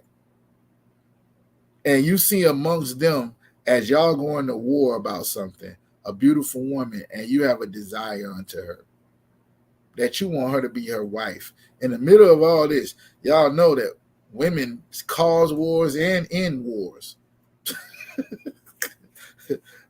That's it. That's in Ecclesiasticus. The strongest thing on the planet besides the truth is a woman. Y'all familiar with that story or no? Come on, sir. Anybody not familiar with that? Salaki La'ah, sir. Who said La? Trooper Armand, sir. All right, Trooper Armand. We're gonna try. I'm gonna try to get it for you after I answer your question, though. Let me keep with your question. And then it says basically you will have her to wife. Then you shall bring her home to your house, and she shall shave her head and pare her nails. Meaning, like, you're gonna shave her head and pare her nails. Remember what a woman's of God or a woman of Israel, what her honor and everything is, right? You want to strip her of all of that stuff that she had with your enemy. Basically, y'all going to war, and in a righteous war, it would only time you would go to war with your people is if they serving another God, or if they disagree with you on this, or you believe God said one thing and they saying another one. Now you can go to war with them. Well, you got to strip her of what her people was teaching her. You see what I'm saying? Go ahead to verse 13, whoever's reading. Verse 13. And she shall put the raiment of her captivity from off her. You got to change them clothes. Go ahead. And shall remain in thine house. Now you in part of my house. Go ahead. And bewail her father and her mother all for a month. A full month. So you don't deal with this woman while you're in the midst of this war. You bring her to your house. You're going to take care of her, meaning you're going to give her new clothes. You're going to shave her head, pare her nails. You're going to have to change her so she knows she's becoming a new woman that follows after your household. You get it? Go ahead. And after that thou shalt Oh, go and by the way, that full month in the law, you have people mourning for the dead for a month, for days. They have certain times that they allow you, depending on how close this person is. For this particular thing, you would allow her to mourn her family for a month. You don't just go and take advantage of this woman just because you got her in war as a captive. Now, if this was about rape, you could do it the first year. You don't have to pare her nails. You don't have to shave it. You can do it the first day. You're just bringing her to your house and you're going to make her be your wife. That's not what this is talking about. Akim. Agwazi, and anybody that ever pulled this saying you could take anything from a woman don't understand that this woman is in your house. Who you think feeding her? She ain't got no job. You taking care of this woman because you're treating her as a sister before you ever think about making her your wife. Everybody understand? Now you're treating her according to the law as well, because after that month, you said she shall bewail her father and mother a full one. And after that, read. And after that thou shalt go into her and be her husband, and she shall be thy wife. You notice it don't say concubine, it don't say side chick, it don't say none of that, right? You have an oath with God unto this woman at this point, because you brought her in, you dealt with her according to the law, you've allowed her time to mourn her family that you done murdered in this war, and you've given her, food, you've given her substance, and you've taken her an oath unto God to be her husband, not just you slept with her and took something from her. Go ahead to verse 14. Verse 14. And it shall be If thou have no delight in her, then thou shalt let her go whither she will. But thou shalt not sell her at all for money. Thou shalt not make merchandise of her, because thou hast humbled her. Now remember, a carnal mind is not subject to the law. Why would a man be thinking about doing anything unrighteous when he's already done something righteous, like followed the law with dealing with her, gave her time to mourn her family, cut off her captivity, changed her clothes, brought her in as your wife? Now, once you do that, you can't then turn around as a servant and sell her as a servant and say, nah, I don't want her no more. You've made that oath to be her husband. So now, if you then find something, no delight in her, meaning like, remember, it was lawful to divorce in the law, but you can't treat her like a captive, like a slave, like a servant. You have to treat her like a woman that you writing a bill of divorce to. You can't sell her as a servant. She was your wife. You can't make merchandise of her, meaning like you can't sell her to another man to be his servant or whatever the case may be. You have to let her go as if she was your woman and you wrote her a bill of divorce because you have humbled her. All right, and just for the sake of we right here, go ahead and read the first part of the next verse. Verse 15. If a man have two wives. All right. Anybody got any other questions?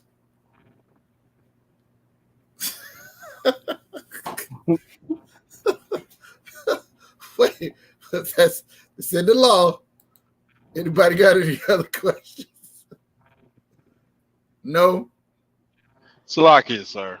Go ahead. So, being now that we read this scripture and, now I have the understanding of it, there's a lot of righteousness being.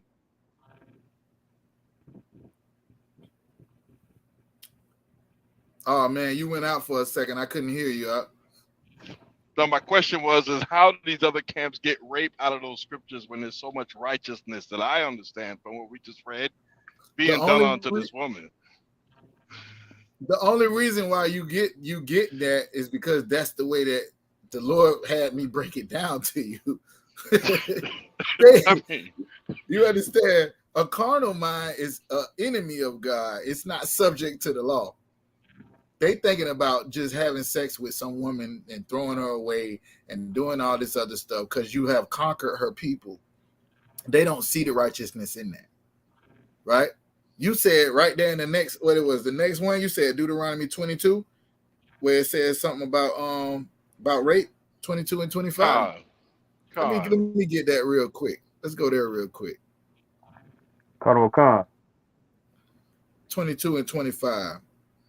This is the book of Deuteronomy, chapter 22 and verse 25.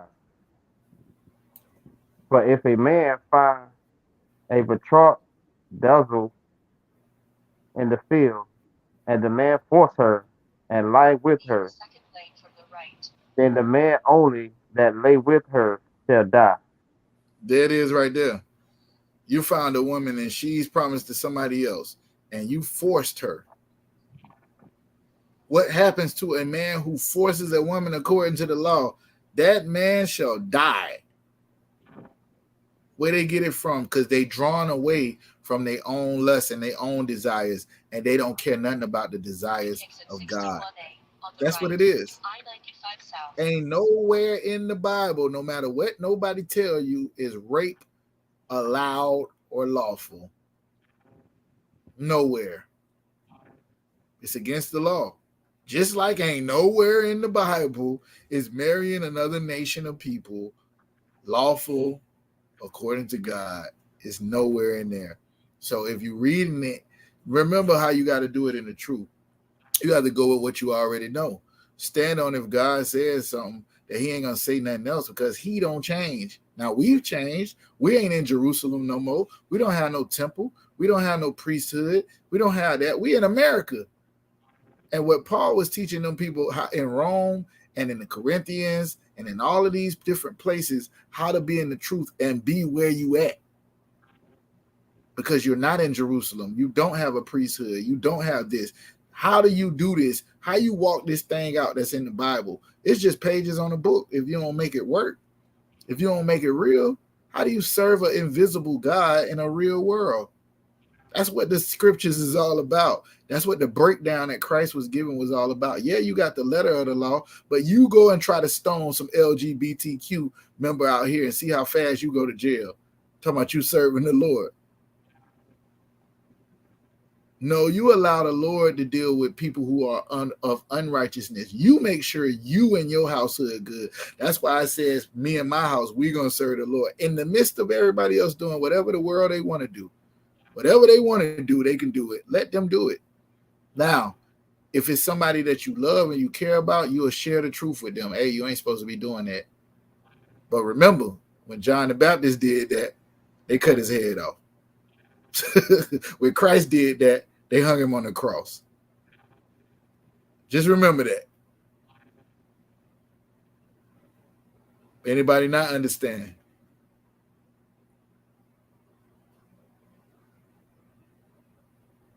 All right, any other questions? Lucky, sir. Isaiah, you got it? You wanted second Ezra, chapter 3. You had a question? You wanted second Ezra, chapter 3. Hey, Salaki is breaking up. You had a question? So I'm asking, did you want first Ezra, chapter 3? First Ezra.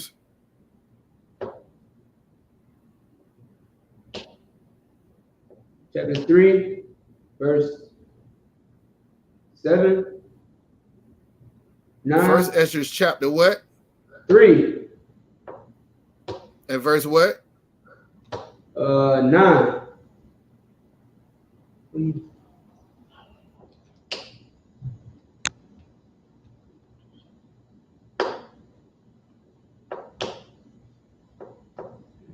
Us and him. No, I can't be us and everybody. Hey, okay. Can it, young man Lewis, can you hear me? Another one come. Amar, like Aman, can you hear me? Another one come, sir. All right. Officer Magazar, my main man. Can you hear me? Come here. Most High Christ. Shit, no sweat. Hold on.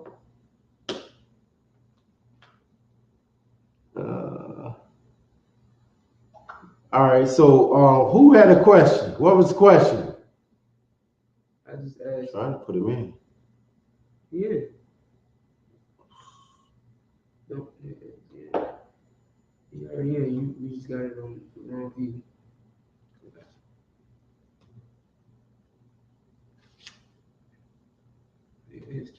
Yeah, that's what I'm saying. I don't see him. Right here. Yeah, I know, but it's not up coming up. So, all right, you had the question? I was asking if you wanted to read First Ezra 3 and 7. Who got First Ezra 3 and 7? First, 3, verse 9. First Ezra chapter 3, verse 9. Somebody give me First Ezra chapter 3, verse 9. Whoever got it, say Salaki.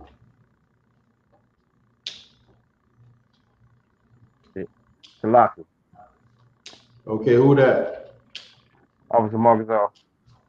My man. Where you at? First Ezra, chapter 3 and verse 9. Chapter 3, verse 9. Hold on one second. Okay, First Ezra, chapter 3 and verse 9. What was the question? Yeah, question. He Officer Kazak brought up the sister story with like what's the strongest thing? Ooh wee. Ooh wee. Woman. I know that one. Okay. Chapter 3, verse 9. Okay. Give me verse 6. Come. Mm-hmm. This is the book of First Esdras, chapter 3 and verse 6. Mm-hmm. As to the clothing purple, to drink in gold, and to sleep upon gold, and a chariot with the brittles of gold, and a head tire of fine linen, and a chain about his neck, and he shall sit next to Darius, because of his wisdom, and shall be called Darius his cousin. And then everyone wrote his sentence, sealed it, and laid it under under King Darius his pillow. All right. So I'm what he just read. I'm not getting any. What was Hey, the question where again? y'all at? Where y'all at, Salaki? First Ezra chapter 3. We just read verse 8. You say 9 and 8? First Ezra chapter 3. We just read verse Damn. 8.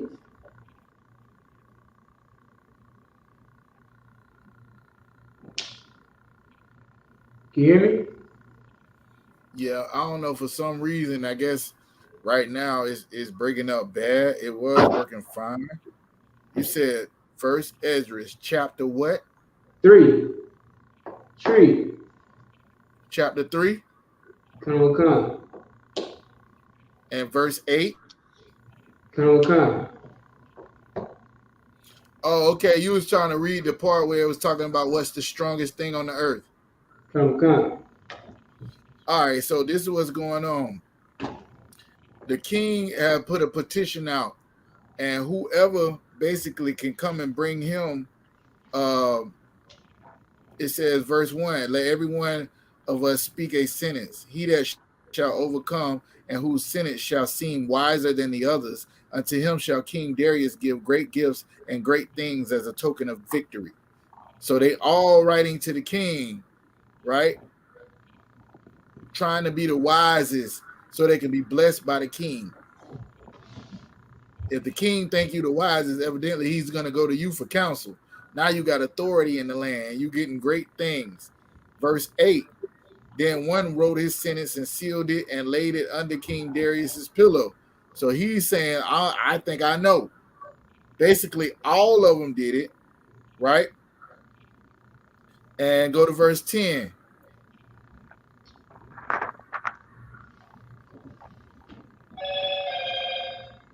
Verse 10. The first wrote, wine is the strongest. Verse 11. The second wrote, the king is the strongest. Verse 12. The third wrote, women are the strongest. Above all things, truth bears away the victory. Lock it. All right. So they start breaking these things down, and you could go through it and it'll tell you about wine and how it affects even strong men. They give in to wine, they become drunks. It can change the world, such and such and such, right? The second one, if you go next in chapter 4, flip the page, go to chapter 4, read verse 1. Come. This is the book of First Esdras, chapter 4, verse 1. Then the second that have spoken of the strength of the king, began to say, O ye men, do not men excel in strength that bear rule over sea and land and all things in them? But yet the king is more mighty For he is Lord of all these things, and have dominion over them. And whosoever had committed them, they do. Verse 4. If he bind them, make war the one against the other, they do it. If he send them out against the enemy, they go and break down mountains, walls, and towers. They slay and are slain, and transgress not the king's commandment. If they get the victory, they bring all the king as well the spoil and all these things. Likewise, for those that are no soldiers and have not to do with war, but use Salaki, but use husbandry when they have reaped Salaki, when they have reaped again that which they have sown, they bring it to the king and compel one another to pay tribute unto the king. And yet he is but man, he is but one man. If he command to kill, they kill. If he command to spare, they spare. Hey, Magazar, Colonel Khan. you been reading that whole time? Colonel Khan, sir. All right, y'all getting the story, but I wanted to skip for the sake of time, but I had completely lost my connection. He basically bringing out all of the reasons. Like if the king say kill, they gonna kill. He say this is why he's the strongest, right? Go ahead to verse 14, and we can go ahead and get why this man said it. Colonel Khan, verse 14. O ye men, it is not the great king, nor the multitude of men, neither is it wine, and that is selleth. Who is it then? Who is it then that ruleth them, or have the lordship over them? Are they not women? Women have borne the king and all the people that bear rule by sea and land. Even of them came them, and they nourished them up, the plant, the vineyard, for when is the wine cometh? Keep going.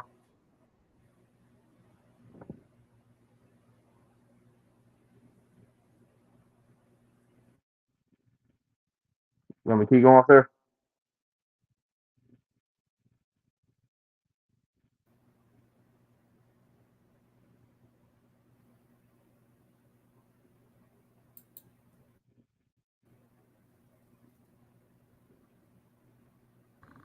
Can you hear me?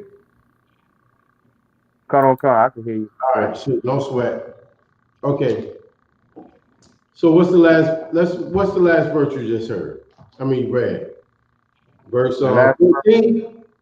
15. Colonel Khan, sir. All right, 14. Yeah. 14. First Ezra chapter 4 and verse 14. O ye men, it is not the great king, nor the multitude of men. So this is the answer. This is the answer. All right, I'm gonna try to keep it, I'm gonna try to keep it real with y'all, just like it was kept real with me. Okay. So this is asking the question right now. Who asked this question? Officer Magazar? Nah, sir. Okay, I got you. So the question, this is the explanation of life, damn near. This is the explanation of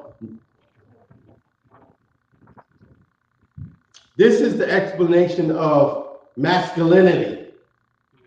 You think you're a man, right?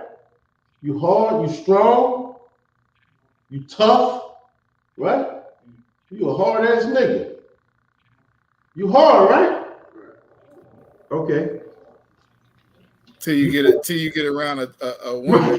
No, that's all. You take control of your own thoughts, right? Into her full femininity.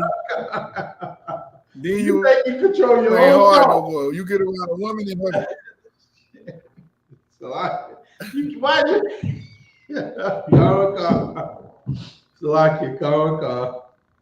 you get around a woman in her full femininity, all of a sudden the hardest nigga on the planet ain't hard no more. And sir, and check this shit out, sir, if I may. Yeah, go ahead. Like, you hard, you a rough nigga, and you get with this woman, and she will make you hate niggas that was hard and rough, just like the niggas you rolled with, the niggas you was down with and went through she'll make you hate them. Oh yeah, you better switch it up. She'll make you hate them. Did y'all read verse 30 yet, Magazine? The 30 law officer. Skip down to verse 30. Check this out. Khan. It's the book of First Esdras, chapter 4 and verse 30. And take the crown from the king's head. This woman to take the crown off the king's head. You think the king was strong? She'll take the crown off his head. Go ahead. And setting it upon her own head. Can any man do that? Is there any man that's bad enough to go and take the crown off the king's head and put it on his? Go ahead. She also struck the king with her left hand. And slapped that nigga. on his bald head, like she'll sit on that nigga lap, take the crown off his head, and slap him. And guess what? Read verse 31. Verse 31. And yet for all this, the king gaped and gazed unto her with open mouth. If she laughed upon him, he laughed also. You see that? Hey, if I may, sir, Salakia. Go ahead. He gonna say you play too much. You play too much, girl. Stop playing. I mean, like, he's sitting there laughing. If I may. Hey, Nishak, he would have put a man to death for doing that. He's sitting there laughing with her. Right. I'm gonna tell you. Let me explain it, sir. Like when she pulled the crown off his head, like it's shiny ball, like she gonna smack the hell out of it, like. And he gonna say, right, and they gonna laugh about it. Hey, so look, General Yohana's on. Hey, you hear me? Y'all hear me? Am I clear? You clear. Hey, General Yohana's on, so y'all can read this on your own time. It's a very interesting thing. But basically, after the truth, the brother was bringing the fact that women was the strongest thing on the planet. You know what I'm saying? After God, he's saying she's stronger than the king, she's stronger than wine, she's stronger than armies, all of that. That's why you will hear a brother saying you got to make sure you be careful with how you treat that situation, because you can be the mightiest man in the world and you'll still be soft over some woman or whatever. And it's not a bad thing. You just got to learn how to control yourself, because women have made great men fall, and women have also made men that are not great, push them to be greater. So with that, you know what I'm saying? I'm going to pass the class over to Officer Isaac. You can read the announcements. Let's get on in here. America on fire. I want to hear what General Yohana got to say tonight. So it's like, you want me to scoot you out first? Nah, go ahead. I'm here. I ain't get kicked out of the library. You see, it's 9/22. It's Juneteenth. Ain't no library tonight. That's right. I know this. All right. Come on, Center. All right. ISUBK security announcement. Rule for new brother and sister. When a new brother or sister comes into the school, they are off limits for 6 months. They are to be saluted only. They are here to learn and shed themselves of the world. If they need transportation, the teacher will arrange it. After 6 months, if a brother or sister has an interest in a particular person, they are to seek counsel from the heads. Tithe, which is a commandment. Numbers 18:21 and Malachi chapter 3, verse 8 through 10. Means tenth in Hebrew, ma'ashra, 10% of every penny of any increase the Lord gives you. Give to the Treasury Department. Priest fund, free will offering for priests, not mandatory. Whatever amount you would like to give. Upcoming holy convocation. We have the memorial of blowing of trumpets. First day of the 7th month, which is Friday, 15th, September 2023. You can read about it in the book of Leviticus, chapter 23, verse 24 through 25. All right. If you would like to partake in the next feast day, which will be held in the UK, United Kingdom, London, overseas, you understand? Get with your camp leader to start setting up arrangements for you to get your ticket. Yeah, doing things big, man. You know. So if you want to get down, you know what I'm saying, get with your camp leader.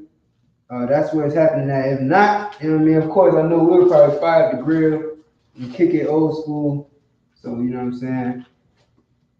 Nonetheless, you know what I'm saying, you want to definitely be checking those calendars. If you don't have a calendar, get with your camp leader to get a calendar as well of the feast days and holy convocations.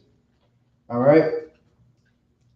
If anyone wants to be a trooper in the school, start wearing all black, boots, shirts, pants, headbands, and scarves. With that, Imagine, men of Israel, we're going to give a courtesy salute to the teacher in the class.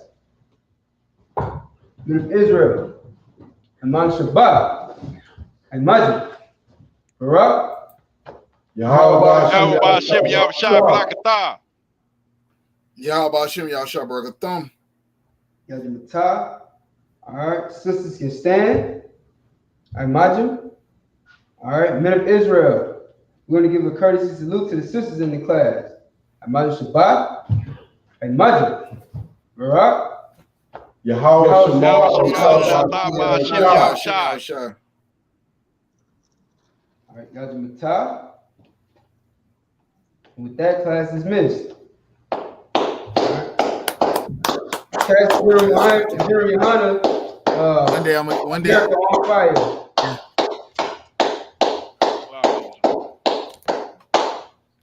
Who we got here? One day I'm gonna get this Paul in.